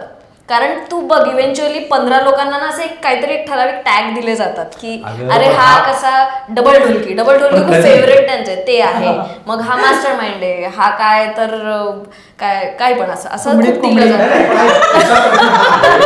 तसं मान्यता दिलं गेलं होतं की ते मास्टर माइंड आहेत. त्यामुळे तुला कोण वाटलं? जर तुला ती वाटते, माझं म्हणणं आहे, तर तू पोस्ट मध्ये किरण माने मास्टर माइंड, किरण नाही, ती मगाशी बोलली, मी मगाशी सांगितलं पण तिला, तिने पण सजेस्ट केलं मला की किरण माने नाही वाटत का, असं ती बोलली मगाशी. मग तू बोल ना स्वतः. मी सांगणार होते, एकतर सुरुवातीच्या पासून झाली आणि नंतर जेव्हा आपल्याला आपल्याला बहुमताने निर्णय घ्यायचा नाही. अरे मला वाटत असेल किरण माने, किरण माने. तिला ती माझं घेत होती, तुला काय हे झालं? नाहीये का माझं म्हणणं, किरण माने बद्दल जर पोस्ट टाकली, अरे काय काय वेळेस गोष्टी उशिरा कळतात, काय काय किरण माने हे नाव फायनल. करेक्ट आहे, किरण माने. इकडे नावं आठवत नाहीयेत, सांगावी लागतील नावं. हुशार, मला ना वर्णन करा कोण आवडतं आमच्यामधली मला विचारली तर मेघा. हुशार का असं वाटलं? हुशार एकदम. ती अभ्यास करून आली, PhD केली आणि डिग्रीज कॉलेजला एंट्री घेतली. आधी PhD. पण मेघा ऍज अ विनर सोडून द्या, दुसरं एखादं नाव मेघा बरोबरच जे होतं की ते तुम्हाला वाटायचं हे पण असू शकतं. खूप स्मार्ट.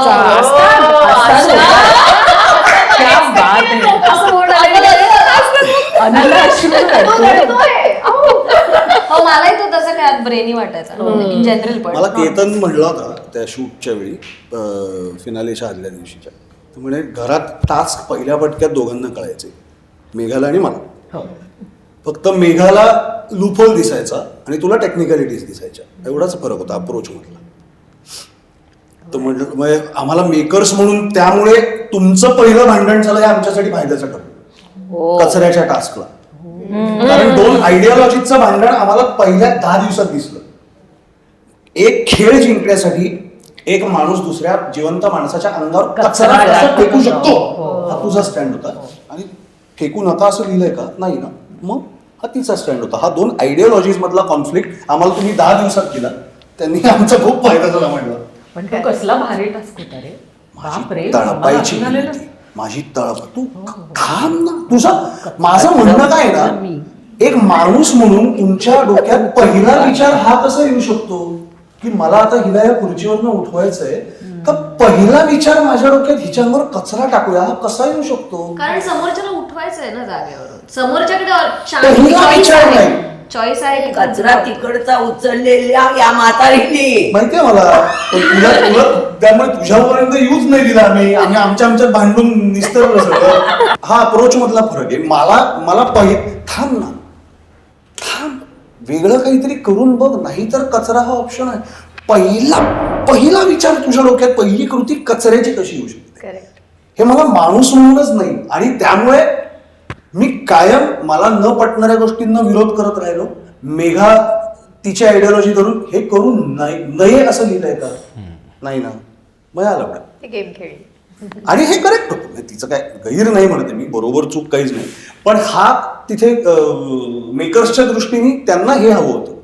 नुसती भांडणं नाही, त्याला काहीतरी विचार होता त्या भांडणामध्ये, which was working for them.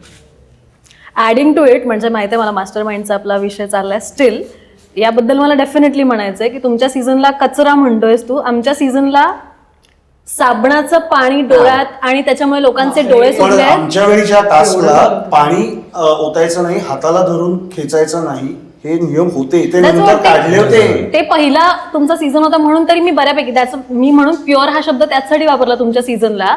आमच्या सीझनला अगेन इथे बऱ्याच लोकांना ते पटेल सुद्धा की उठवायचंय तर काही करून उठवा. अगेन ते तुमचं मत आहे. माझं मी अजूनही या मताची नाहीये की माझ्या अपोजिट मला दिसतंय की तो जो विकास होता त्याला इथे लागलं होतं. ठीक आहे, पाणी मारतायत, माझी टीम त्यांना पाणी मारते आणि मी सरळ सांगितलं होतं माझ्या बाउंड्रीज मी सेट केल्या होत्या की मी इथपर्यंतच करू शकते, मी उठवणार, मग मी मॅनिप्युलेट करेन, मी बर्फ करीन किंवा मला जितपत माझी एक बाउंड्री आहे ना मी तसं करून टास्क डेफिनेटली करणार आणि मी करत सुद्धा होते. बट साबणाचं पाणी मी नव्हते मारत कारण मला दिसतंय रक्त येते तर मी नाही मारणार.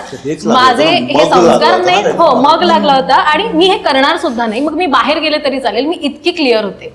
त्यामुळे माझी टीम सुद्धा माझ्या अपोजिट गेली होती की त्यामुळे मी I was off alone at some point. पण मला त्याचं अजिबात रिग्रेट नाहीये कारण मला माहित होतं मी काय खेळू शकते आणि काय नाही. मी या एक लेवल असते यार, मी नाही सोडू शकत ती. मास्टर माइंड मी माझ्या सीझन पेक्षा इन जनरल मला आवडलाय. इतर सीझन मी एकतर Megha in a very good way again मी म्हणेन की ती खूप स्मार्टली खेळली होती. आणि 3rd सीझन मध्ये Vishal in a very good way, positive way, तो व्यवस्थित खेळून जिंकला होता. त्यामुळे मला तो एक वाटतो विशाल निकम. Right, yes. अंकिता, आमच्या सीझनचा सूरज, कारण जिथे आम्हाला वाटत होतं की त्याला गेम कळत नाहीये, त्याला गेम खूप आधीच कळला होता आणि हे आम्हाला बाहेर आल्यानंतर कळलं की त्याला गेम आधी कळलं. त्याच्यामुळे तो खरा मास्टर होता. त्याला सगळं कळत होतं पण त्याला हेही माहिती होतं की कसं त्याला प्रेझेंट करायचं. आणि आम्ही आपलं नाही कळत आहे का तुला, आम्ही समजावतो नाही का. आणि आम्हाला बाहेर आल्यानंतर जेव्हा आम्ही त्याला ऑफ कॅमेरा भेटलोय बोललोय तेव्हा कळलं की त्याला गेम खूप आधी कळलं, आमच्याही आधी कळलं, आम्ही मूर्ख होतो. त्याच्यामुळे मास्टर माइंड सूरजच होता. पण त्याचं चांगलं झालं, चांगलं मला झालं, बरं वाटलं. खूप चांगलं झालं. त्याला घर बीर मिळालं ना, मला खूप लग्न पण बरं झालं. वाटलं. खूप छान. चांगलं. उत्कर. मस्त. आमच्या सीझन मला मीच होतो, मला काय दुसरं कोणी वाटत नव्हतं. मला ह्याचं आवडायचं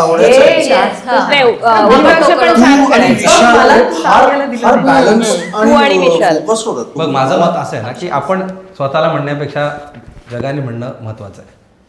आणि जग म्हणत होतं ना, बिग बॉसने म्हणाले ना की हा मास्टर माइंड, बस हो गया. आपण गेम चालवला ना, आपण न शिवी देता, न लफडी करता, न लडकी बाजी जोडी करते, कुछ नाही करते, त्याला डोकं म्हणतात. पहिल्या एपिसोडमध्ये टाकाऊ मध्ये मला टाकलं होतं सगळ्यांनी, बरोबर. त्याच वीकचा मी कॅप्टन आहे. ज्याने टाकलं होतं त्यानेच मला मतदान केलं परत, यालाच आपण जिंकूया. माइंड तुम्ही कुठे वापरता त्याला आता ही म्हणाली आपला विशाल, मला विशाल मास्टर माइंड पेक्षा ना रिंग मास्टर वाटतो. वो चारों को जो उसने पकडा है ना बरोबर, त्या चारही वाघिणीच्या पकडल्यात, उठा बसा भुंका पण ते चावा. ऐकतायत की त्याचं Exactly. आता एवढ्या जिद्दी. That is ring master. Ring master नाही, पण नाही, पण फॉर जबरदस्ती बिकमिंग नाही करत आहे. गुड रिंग मास्टर मास्टर म्हणजे त्याने सरेंडर केलंच आहे ना शेवटी त्याला. पण मला काय वाटतं ना की त्याला हे करून घेता खूप लवकर चांगलं येतं. मास्टर माइंड काय करतो, स्वतःला आला ना तर त्याला माहिती की माझ्यावरती मला काय करायचंय, मी एकटा जरी अडवलं तर मी बाहेर कसं येईल. त्याला त्या चौघांची गरज नाही, तो त्यांना नाचवायचं कसं हे त्याला येतं. कारण त्याला तू माहिती नाचतोस का, माझं म्हणणं आहे. त्याला माहितीये की सुरुवातीला नंबर्सचा गेम आहे म्हणून तो त्यांना धरून आहे. तर त्याला मला असं वाटतं मास्टर माइंड म्हणा, ती तुम्ही काहीच करत नाही. अनुश्रीने पण जी चोरी केली, मला वाटतं त्या आठवड्यात तसंही काही घडत नव्हतं. ती एक रियालिटी शो करून आलेली आहे. तिला माहितीये की काय केल्यावर आपण दिसणार, वेगळं काय दिसणार, ते तिने केलं. तिला मी एकदाच भेटली आहे, पण ती काही बाहेर चोरी करत फिरत नसणार ना. तिने तो कंटेंट म्हणून ती गोष्ट केलेली आहे तिथे. आणि तेव्हा त्या आठवड्यात तेच चाललं, मग चोरी चोरी चोरी, बाहेर लोक चोरी चोरी हे करायला लागले. तर प्रेक्षकांना ते दिसतंय, ते दिसण्यात येत आहे, हे तिला माहिती आहे की काय दिसण्यात येणार काय केल्यानंतर. त्यामुळे तिचा तो अभ्यास आहे व्यवस्थित. बरं मला काय म्हणायचं, मग आता करण तू किती दिवस सोनवणे वहिनीच करणार आहे? नाही, मला तेच मी 30 स्वतः सेकंड म्हणते. तुला रील मध्ये बघितलं, आवडलं माणसांना, तेच तुझे व्ह्यूज वाढले, करतोय. तू मिलियन्स मध्ये आला, तू त्याच्यामुळे बिग बॉस मध्ये आला. आम्ही काय सोनवणे वहिनी बघायला आलोय? मी ह्याच्या आधीच्या पण त्याला जे जमतंय तेच तो करतोय आणि पण ते हे तू विकलं reach वर पण जातंय. करतो आणि मित्रा. ते भांडण असताना त्याच्या हा पुढे काय? एंटरटेनमेंटचा भाग तो करेक्ट, तो बॅलन्स काय करतोय. एकच कळतंय करणार तुला? होतं, एकच. तो बॅलन्स करतो रोज स्विमिंग पूल तू मध्ये लावणी करत असताना तू सेम करणं. एकच करतेस स्टेप, लावणी करत असताना हो, मी लावणी करताना एकच एकच step करते. नाही नाही, मुद्दा सांग. असं पण करते. असं पण ना, माझं म्हणणं, तो पण कधी येणार? आणि त्याला एकच क्षण पणचा यायला पाहिजे ना. बरोबर बोलतोय. माझं म्हणणं आहे, जब भी कॅमेरा मी Correct आहे आहे. आले फक्त सोनवणे वहिनीच का, आम्हाला करण बघू दे ना.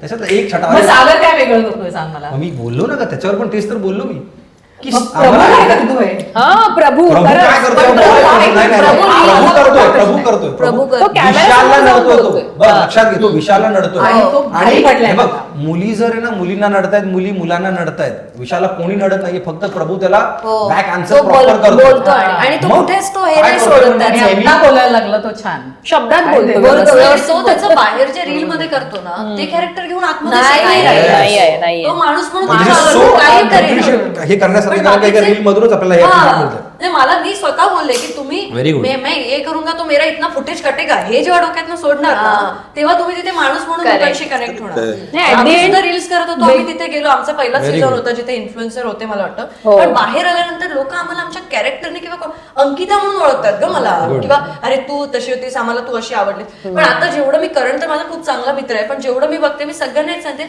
काय तो त्याला हे वाटते का की मी जेवढे दिवस होतो मैं जितना दिन था मैंने स्विमिंग पूल में जाके मैंने ये किया, हे दिसणार आहे का बाहेर? कपडे काढणं, स्विमिंग पूल मध्ये उडी मारणं किंवा हे करणं, सोनावणे वहिनी करणं, बाहेर सेम बघतोय आम्ही. आम्हाला माणूस बघायचा ना की करण खऱ्या करण आयुष्यात काय जाताना आहे. रुचिता त्या पिठाचा टास्क होता, तो तिला मारत होता. The way he was doing it ना, हेच तू विशाल बरोबर ना आम्हाला आवडलं असतं. तो माझा आता करणे तिच्या बरोबर करणार आणि मग ती रिॲक्ट करणार, ओ आवाज नाही करायचा, मारायचं नाही, हेच विशाल बरोबर कर, आम्हाला आवडणार हे बघायला. ते तुला करायचं नाही. जे तू सॉफ्ट बघतोस, सागर बघतो प्रभू सॉफ्ट आहे, चलो स्मॉल है उसको देखते, अरे प्रभू, मग तू प्रभूला बोलणार, अरे विशालला बोल ना, हेच विशाल माझं म्हणणं आहे. राकेश ते पण comfort विशालची हे नाही zone मध्ये करत. आहेत आता. आणि जो जेवढे नवीन लोकं असतो तेव्हा. आतमध्ये जे लोक असं छान अभ्यास करून आतमध्ये गेलेत ना, आता अचानक जेव्हा राखी जाऊन आली ना, तेव्हा त्यांचे कॅल्क्युलेशन पण चालू झाले असतात. काय होतंय नक्की एवढं आता लवकर काय नाही राखी होऊ जाऊन शकत. का आली आहे? म्हणजे शो चालतोय की नाही चालतोय, मग आता आपल्याला काय आता केलं लग्न पाहिजे? झालं. आता ते बदल हो, हो, करायचं हो. आहे. आता सगळं हैराण बदल. करेल मी, मारामाऱ्या ज्या काय होणार. आणि लवकर तिला बाहेर काढूच नका असं म्हणेन मी राखीला. तिला शेवटपर्यंत म्हणजे ठेवा. बाहेर समाजातही जरा शांतता राहील. आमच्या सीझनला 97 लोकांचे इंटरव्ह्यू झाले, ते त्यातनं 15 काढले. बरोबर.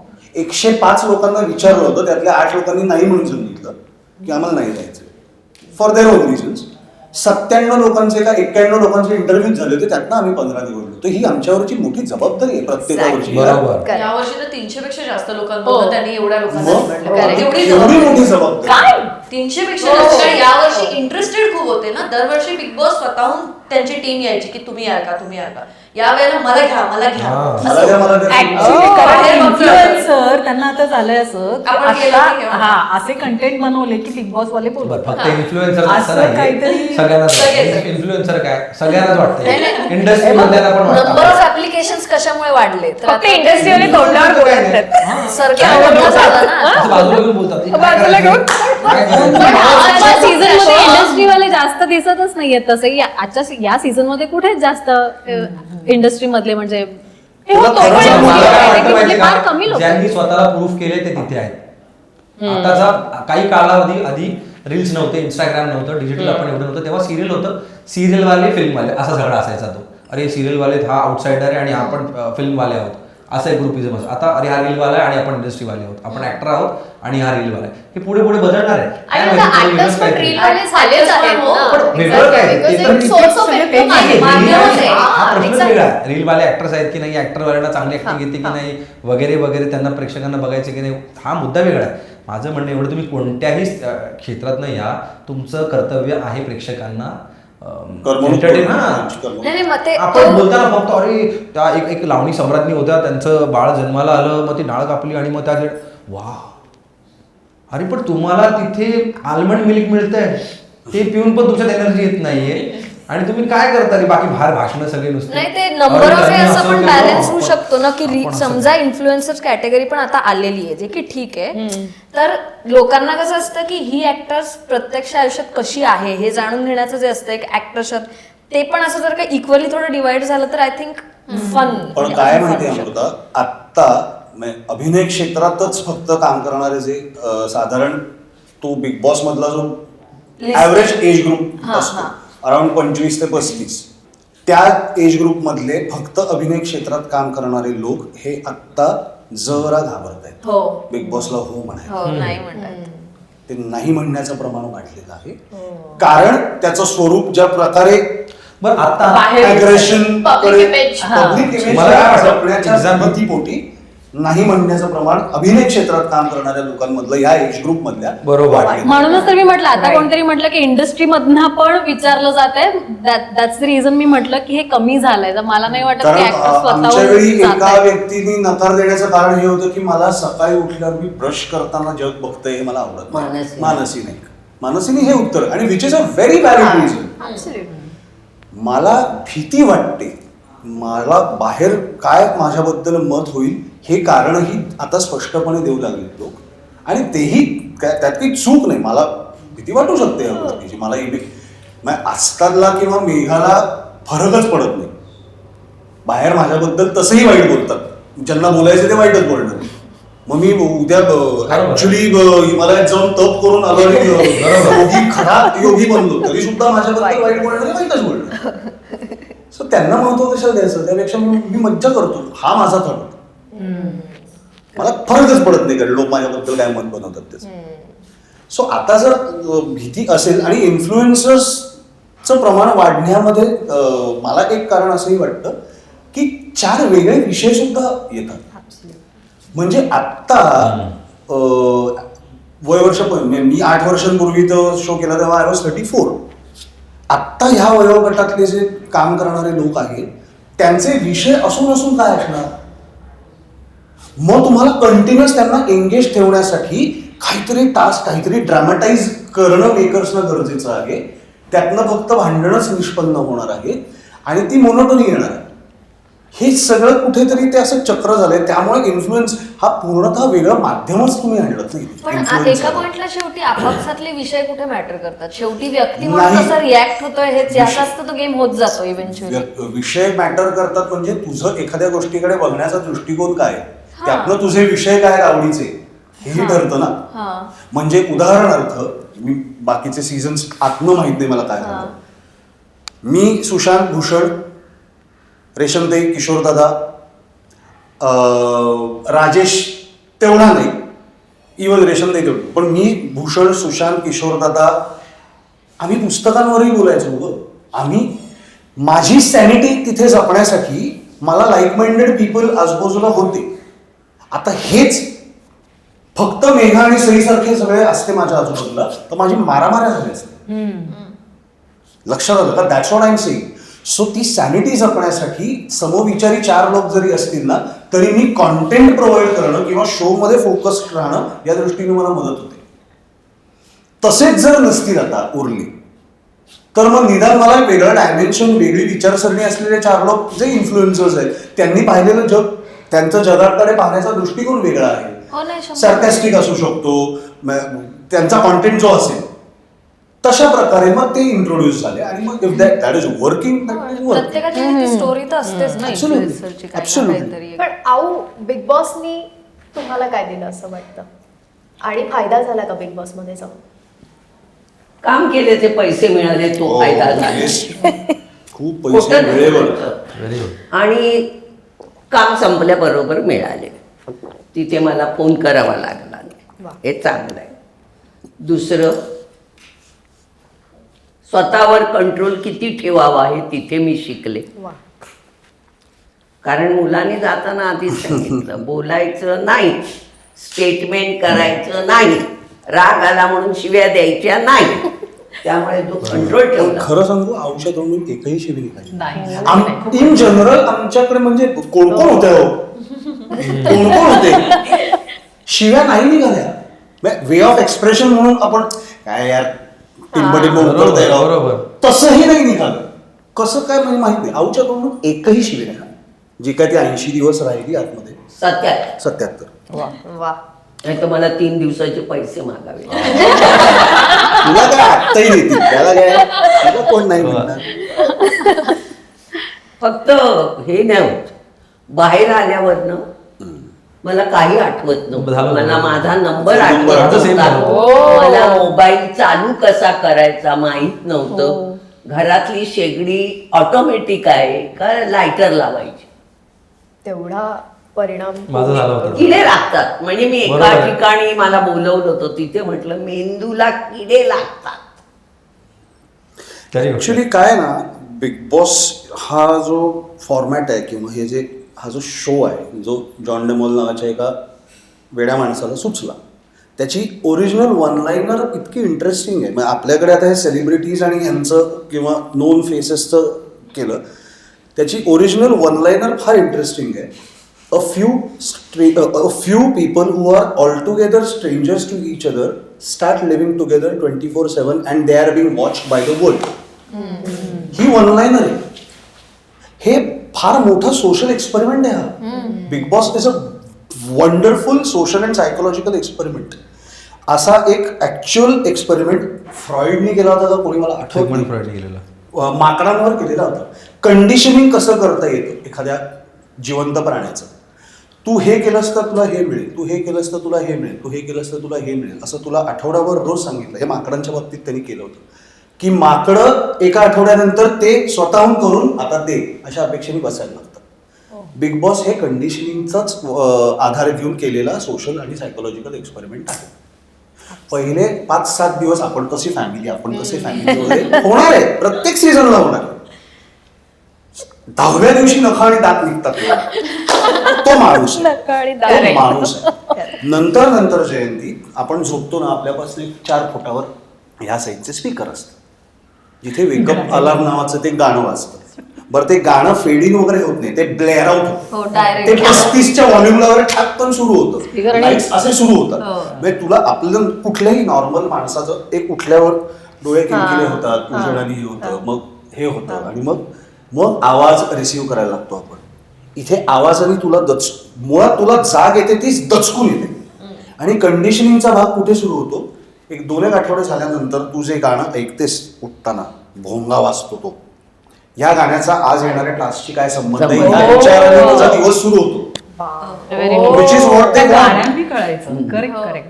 तू सकाळी कुठल्या काय मस्त ऊन पडलं, हा विचारच नाही दुसरा करायचा.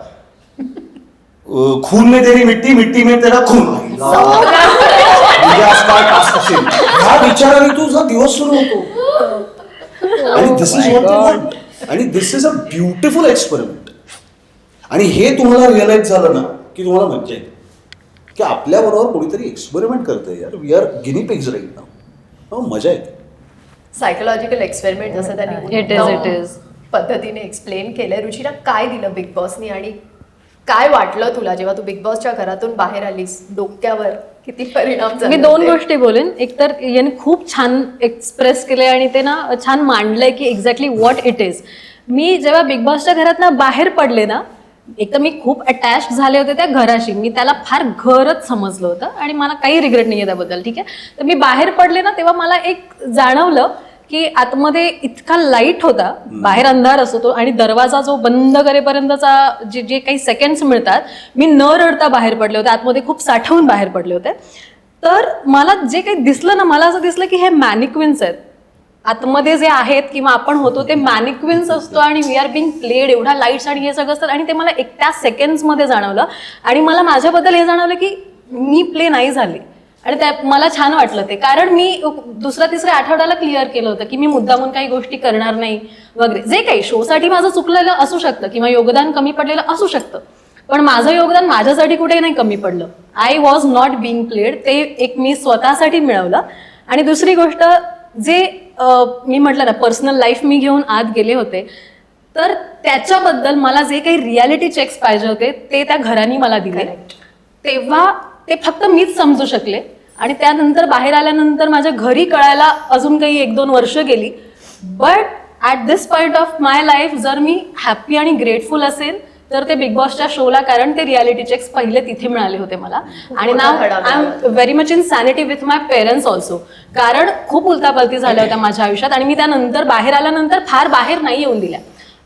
इंटरव्ह्यूज जे होतात ना बाहेर आल्यानंतर, त्यात आपण फुटतो आणि खूप भळाभळा बोलतो, कारण ते एक्सप्रेशन असतं एवढ्या आठवड्यांचं. त्यात मी बऱ्यापैकी एक्सप्रेस झाले होते. स्टील काही गोष्टी जपून आणि डिग्निटी ठेवून काही गोष्टी बाहेर नाही काढायच्या होत्या मला. आताही मी तेच करते, मी सगळं बोलूच शकत नाहीये. But at the end of the day audience invest in us ना, त्यांना माहीत असणं सुद्धा गरजेचं आहे.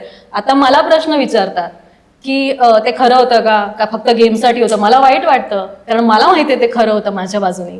त्यामुळे आता या निमित्ताने मला तेच सांगायचं की आय एम ग्रेटफुल, कारण बिग बॉसनी मला ते दिलं की जे मला माझ्या डोळ्यांनी मी बघू शकत नव्हते किंवा जी एक पट्टी होती प्रेमाची, ती बिग बॉसनी बाहेर काढली की सी दिस. आणि इट वॉज हिज कॉल, म्हणजे जो बिगर बॉस आहे, मी ज्याला मानते कृष्णाला, so it was his call की गो इन द शो आणि वॉच इट जे काही आहे. त्यामुळे त्या शोमध्ये मी मला जशी पाहिजे तशी मी प्रेझेंट नाही होऊ शकले, बट हे चांगलं झालं माझ्या आयुष्यात. So definitely that.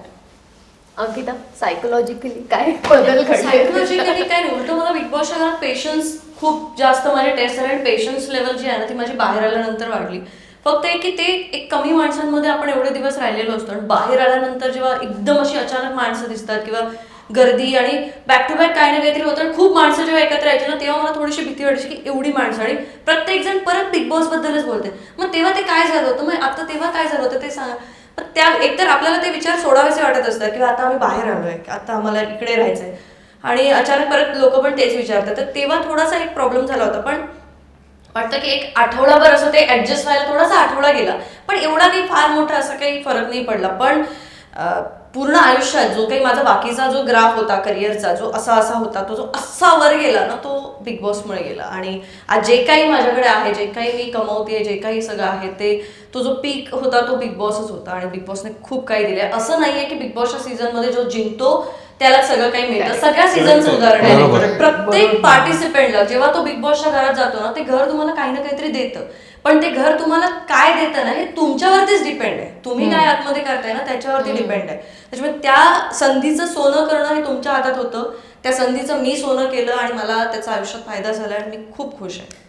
क्या बात आहे. चला, पॉझिटिव्ह स्टोरी सुद्धा आहे. उत्कर्ष, मला तर वाटतं माझ्या आयुष्यातला जो काही बदल आता बिग बॉसमुळे झाला आहे, म्हणजे जे मी आधी म्हणालो, सिंगर म्हणून आत गेलो आणि ॲक्टर आणि हे सगळं, म्हणजे आतमध्ये मी जे काही केलं, जे काही माझ्याकडनं करून घेण्यात आलं सगळं नकळतपणे ते करता, अरे हे करणार आहे इसको करणे तुझे.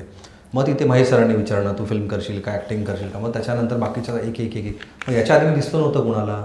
तर तो 24 तास जो काही मी दिसलो प्रेक्षकांना, डिरेक्टर्सना, प्रोड्युसर्सना, तिथे त्यांना वाटलं की याला ॲक्टर म्हणून घेतलं पाहिजे. तुमच्या आयुष्यामध्ये तुम्ही तिथे काय करता, जे मी म्हणालो की तुम्ही नेगेटिव्हिटी करणार होता, तुम्हाला मग नेगेटिव्हलीच तुम्हाला बाकीच्या रिपरकशन्स मिळाल्या असत्या. पण तुम्ही जे काय केले आणि तुम्हाला माहिती होतं की आपण हे करूया, आपलं हे पटतंय, आणि मग ते सगळे जोरी बाहेर असतात ते तुम्हाला घेतात. तुम्ही स्वतःला सादर करण्याकरता जे प्रेक्षक तुमच्यासाठी आहेत तिकडे तुम्हाला, कारण का गेल्या प्रेक्षक अरे हा मला आवडतोय, तिथून एक प्रेक्षक सुरू होतो तुझ्याबरोबर, त्याचा एक प्रवास सुरू होतो, त्याच्या घरात भांडणं सुरू होतं तुझ्यासाठी. त्याच्या बहिणीला तो आवडतो, याच्या भावाला हा आवडतो आणि ते सुरू झालेलं असतं.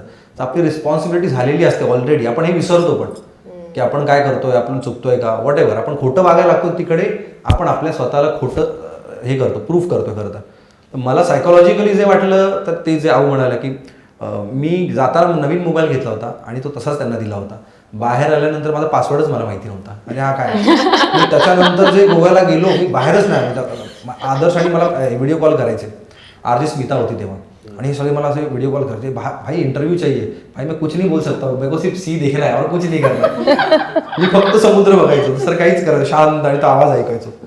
आणि मग हे झालं सायकोलॉजिकली. पण एक गोष्ट जी चांगली झाली ती ना की भेडायची वृत्ती, बोलायची. अरे बोललं पाहिजे, आपण का नाही बोललं पाहिजे. मग आपण फोकस्ड होतो आणि आपल्याला मुद्दे, हा जो मुद्दा आहे ना, मुद्दा हा शब्द मला आधी एवढा खूप इम्पॉर्टंट असा कधी आयुष्यात वाटला नव्हता. आता मुद्दा, हा जो मुद्दा आहे, विषय आहे. आमच्या सीझनला पण खाली जर टिश्यू पडलेला असेल त्या ना, तर मुद्द्याचा tissue मुद्दाच काढला. काढला. मुद्दा उचला.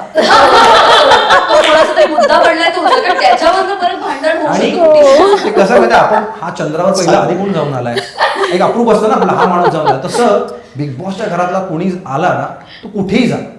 म्हणजे एक दिवशी तर मी त्या दुर्वांपूरमध्ये जेवत होतो. मला खूप तिकडे ना एक मावशी आल्या आणि मग मी जेवत होतो त्या तिकडे.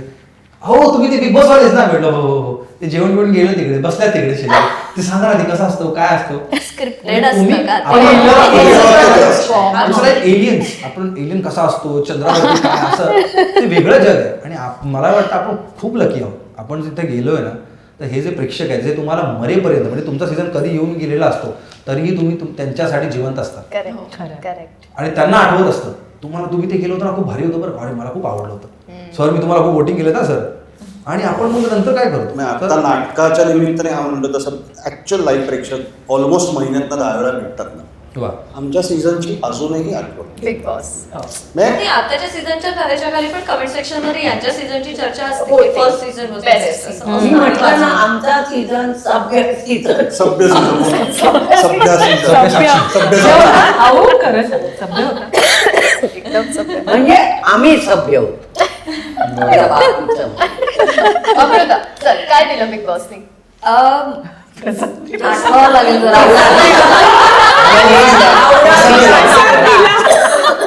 काय दिलं.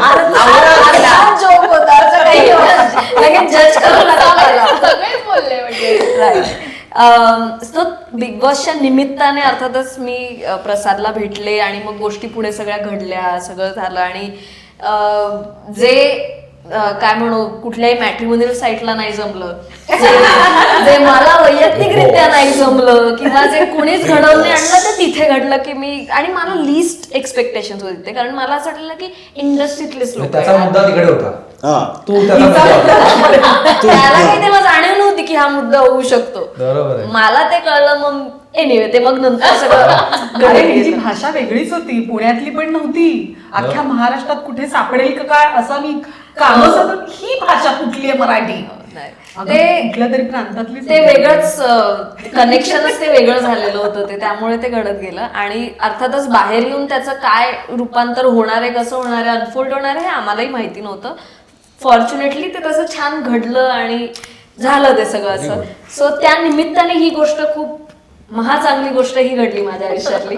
आणि जसं हा म्हणाला तसं की मुळात स्वभाव थोडासा इंट्रोवर्टेड असल्यामुळे काही काही गोष्टी खूप इझिली लेट गो केल्या जायच्या. जे शो मध्ये पण व्हायचं सुरुवातीला की स्वभावात ते नसल्यामुळे. आता इतर लोक आपण म्हणतो की लाऊड आहे, तो त्यांचं probably they are like that, तर ठीक आहे म्हणजे त्याचं. तर मी तशी नसल्यामुळे ते बऱ्याचदा असं होतं की आपण लेट गो करतो गोष्टी आणि मग त्याची एक्सटेंट बऱ्याचदा आयुष्यामध्ये खूप वाढते की आपण खूप मेजर गोष्टी सुद्धा अशा लेट गो करतो. तर बिग बॉसमुळे मला हे झालं की बोलल्याने तसा काही फरक नाही पडत विशेष. म्हणजे बोलू शकतो यार, एवढं काही आपलं लाईफ त्याच्यामध्ये स्टेकवर नसतं. तर मग ती सवय लागली की हे असं असं होतं. ऍज लॉंग एज तुमची भाषा नीट आहे, तुम्ही व्यवस्थितरित्या ते बोलताय, तुम्ही मुद्दा तुम्ही मांडू शकता. खटकत असेल गोष्ट, याच्यात काही एवढं पाप नाहीये. हे मला शिकलं की त्या कोशातनं मी बाहेर आले की चल ठीक आहे बोलायचं. आणि असं कोरोनामध्ये आपल्या कोवॅक्सिन आमच्या शरीरात आलं ना, तसं तो बिग बॉस आल्यामुळे आमच्या शरीरामध्ये मुद्दा हा वर्ड. आणि थोडंसं एक राईट रॉंगचं जजमेंट आपलं कसं आहे, मॉरल कंपास आपलं कसं आहे हे एरवीच्या आयुष्यात कळत नाही. तर मला तिथे गेल्यानंतर एक थोडा कॉन्फिडन्स आला की नाही ठीक आहे, आपण योग्य लाईनवर आहोत, आपलं फारसं चुकत नाही, चुका होणार आहेत पण विशेष चुकत नाहीये हे मला तिथे गेल्यावर कळलं की माणसाची पारख जे आपण एरवीच्या ह्याच्यात करतो किंवा काय, तर बेसिक इन्स्टिंक्ट जे असतं त्याच्यावरती मी विश्वास ठेवू शकते, तू तेवढी बरी आहेस, हा कॉन्फिडन्स मला तिथे आला. कारण सेल्फ डाऊटचा एक स्वभाव असल्यामुळे तर तो थोडासा तिथे कमी झाला ते सगळं एकंदरीत. सो ती एक गोष्ट चांगली घडली व्यक्तिगत रित्या. वा, चांगलीच घडली आहे. मेघा, काय दिलं बिग बॉस? अरे खूप काही दिलं. माणसं ओळखायला पहिलं सांगितलं मला बाहेर येऊन, कारण मी पटकन लोकांवर विश्वास टाकणं किंवा टास्कमध्ये पण बऱ्याच वेळा माझ्याकडनं झाल्या चुका की नाही चान्स देऊया, आपला माणूस आहे असं करत मी काय गोष्टी केल्या आणि मग हिच्यामुळे मी आउट झाले. आणि नाही, पण तिने केलेला निर्णय तिचा करेक्ट होता. मी तेव्हा तिला लागले it is not about you, तिचा मला correct तो होता. हे करावं लागलं. मला लेट झाला, पण ती मला तिच्यामुळे उशीर नाही तू झाला. बाहेर जाऊ शकत, तू तुझ्या गोष्टींमुळेच बाहेर गेली. गप्प ना आता. कोणी कोणा नॉमिनेट करतो. मला उशीर झाला. मी किरण दादासाठी थांबले कारण किरण दादा मला एक करत होता की नाही तू मला नॉमिनेट करू नको. ती एक साखळी होती की तू जर हिला नॉमिनेट केलं तर तोही होणार, तो त्यालाही होणार, असं सगळी एक साखळी होती ती पूर्ण. आणि जर मी ती वेळेत किरण दादाचं टाकलं असतं तर मी वाचले असते हिच्यापासून. पण ते घडताना उशीर झाला, मी वेळ देत गेली त्या माणसाला. आणि ती ही कोण होती यशस्वी यशस्वी, तिने तुला जास्त हे केलं. हा, आणि यशस्वी यशस्वी रिक्षा तिने माझ्याशी तिला प्रॉब्लेम होता आणि मग म्हणून ते तिने गिव्हअप नाही केलं, मग मला हे करावं असं ते लागलं. सगळं होतं. हा. काय मिळालं ते सांग ना. मिळालं तेच तुला काय? आहे की माणसं ओळखायला शिकले मी. नशीब तुम्ही एका सीझन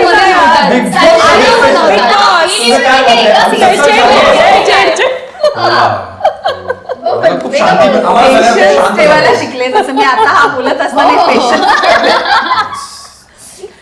पेशन्स ठेवायला शिकले. आणि खरं तर कोणासाठी थांबायचं नसतं. बिग बॉस कोणासाठी थांबला नाहीये किंवा तुम्ही निर्णय घ्याल आणि तुम्हाला वेळ देणार, वेळ तुम्हाला तिथेच कळली पाहिजे. माणसं ओळखायला तिथेच कळलं पाहिजे तुम्हाला, कोण कोणाचा फायदा घेतो हे तुम्हाला तिथेच कळलं पाहिजे. ती वेळ तुम्हाला मिळालेली असते, तुम्ही जर ती डावलीत तर तुम्हाला मग तुम्ही गेला. ते मी बाहेर आल्यानंतर मला मी प्रत्येक गोष्ट जी मी पटकन मला एक react व्हायचे कॉन्फिडन्स ना, नाही पडत का तुझा की मी माणसं पटकन ओळखायला रिॲक्ट व्हायचे ना, ते रिॲक्ट होणं माझं जयंती मी काय म्हणते आम्ही निघू का सगळे ह्या दोघांना कंटिन्यू कॅमेरा चालू ठेवा आम्ही निघतो. हे माणसं ओळखायला आपण तिथे मी शिकले. तुला काय करायचं माणसं काय वाघारी जर स्वतःला त्याला कळालं की मी वाघ आहे, खतम ना भाई, उसको दुनिया डरेगी. तो हे बघल काय हा कुत्रा आहे, ही मांजर, मी माणसं ओळखतो बरं का, मग मी वाघ. अरे विश्वास ठेवला जातो ना टास्क मध्ये. विश्वासघात झाला माझा उत्कर्ष. काय हे चुकीचं आहे. हे चुकीचं आहे. तिकडे घडलेल्या घटनांवरनं तू तिथली व्यक्ती जज That's what. बाहेर येऊन ते तितकं लागू होईल का? हा. नाही I agree. माणसं ओळखायला नाही, शिकवा विश्वासघाताचा जेव्हा मुद्दा येतो, आता मी टास्क मध्ये माझा फायदा करून घेण्यासाठी मी तुझा विश्वासघात केला बिग बॉस मध्ये, तो गेम जिंकला. याचा अर्थ मी बाहेरच्या आयुष्यात सुद्धा विश्वासघातकी माणूस आहे असं जज होऊ शकतं का तू? नाही जज नाही म्हणत आहे. जज म्हणजे असंही हे बघ, काही interpretation काही मला लोक माझ्या ओळखीची होती, त्यांच्याबरोबर मी काम केलं होतं आणि आतमध्ये आल्यानंतर मला तो सडनली वेगळा दिसला माणूस आणि मला असं झालं की अरे हो तुला गेम खेळायचंय मेघा, तू खेळतो. नाही, मग तू काय हा, करणार? exactly काय. बाहेर आले. तिला व्यक्त पण होऊ दे. कळलं तुला? माझा मुद्दा तेच- आणि तोच तेच आहे. तुला सांगू. अरे एक मिनिट. मला तिच्या बाजूने बोलायचंय. मला तिच्या बाजूने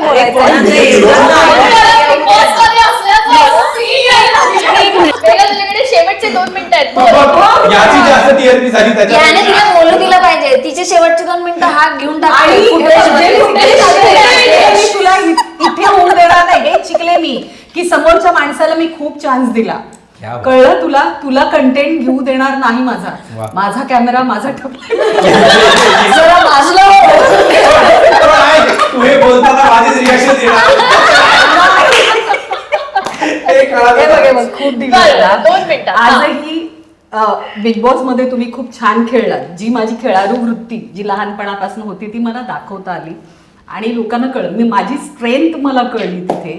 आणि त्याच्यासाठी मी बिग बॉसचे मी खरंच आभार मानेन त्या सीझनसाठी. वा. पण तुला माहितीये का, सीझन 3ला मला विचारलं गेलं होतं आणि मी नाही म्हटलं.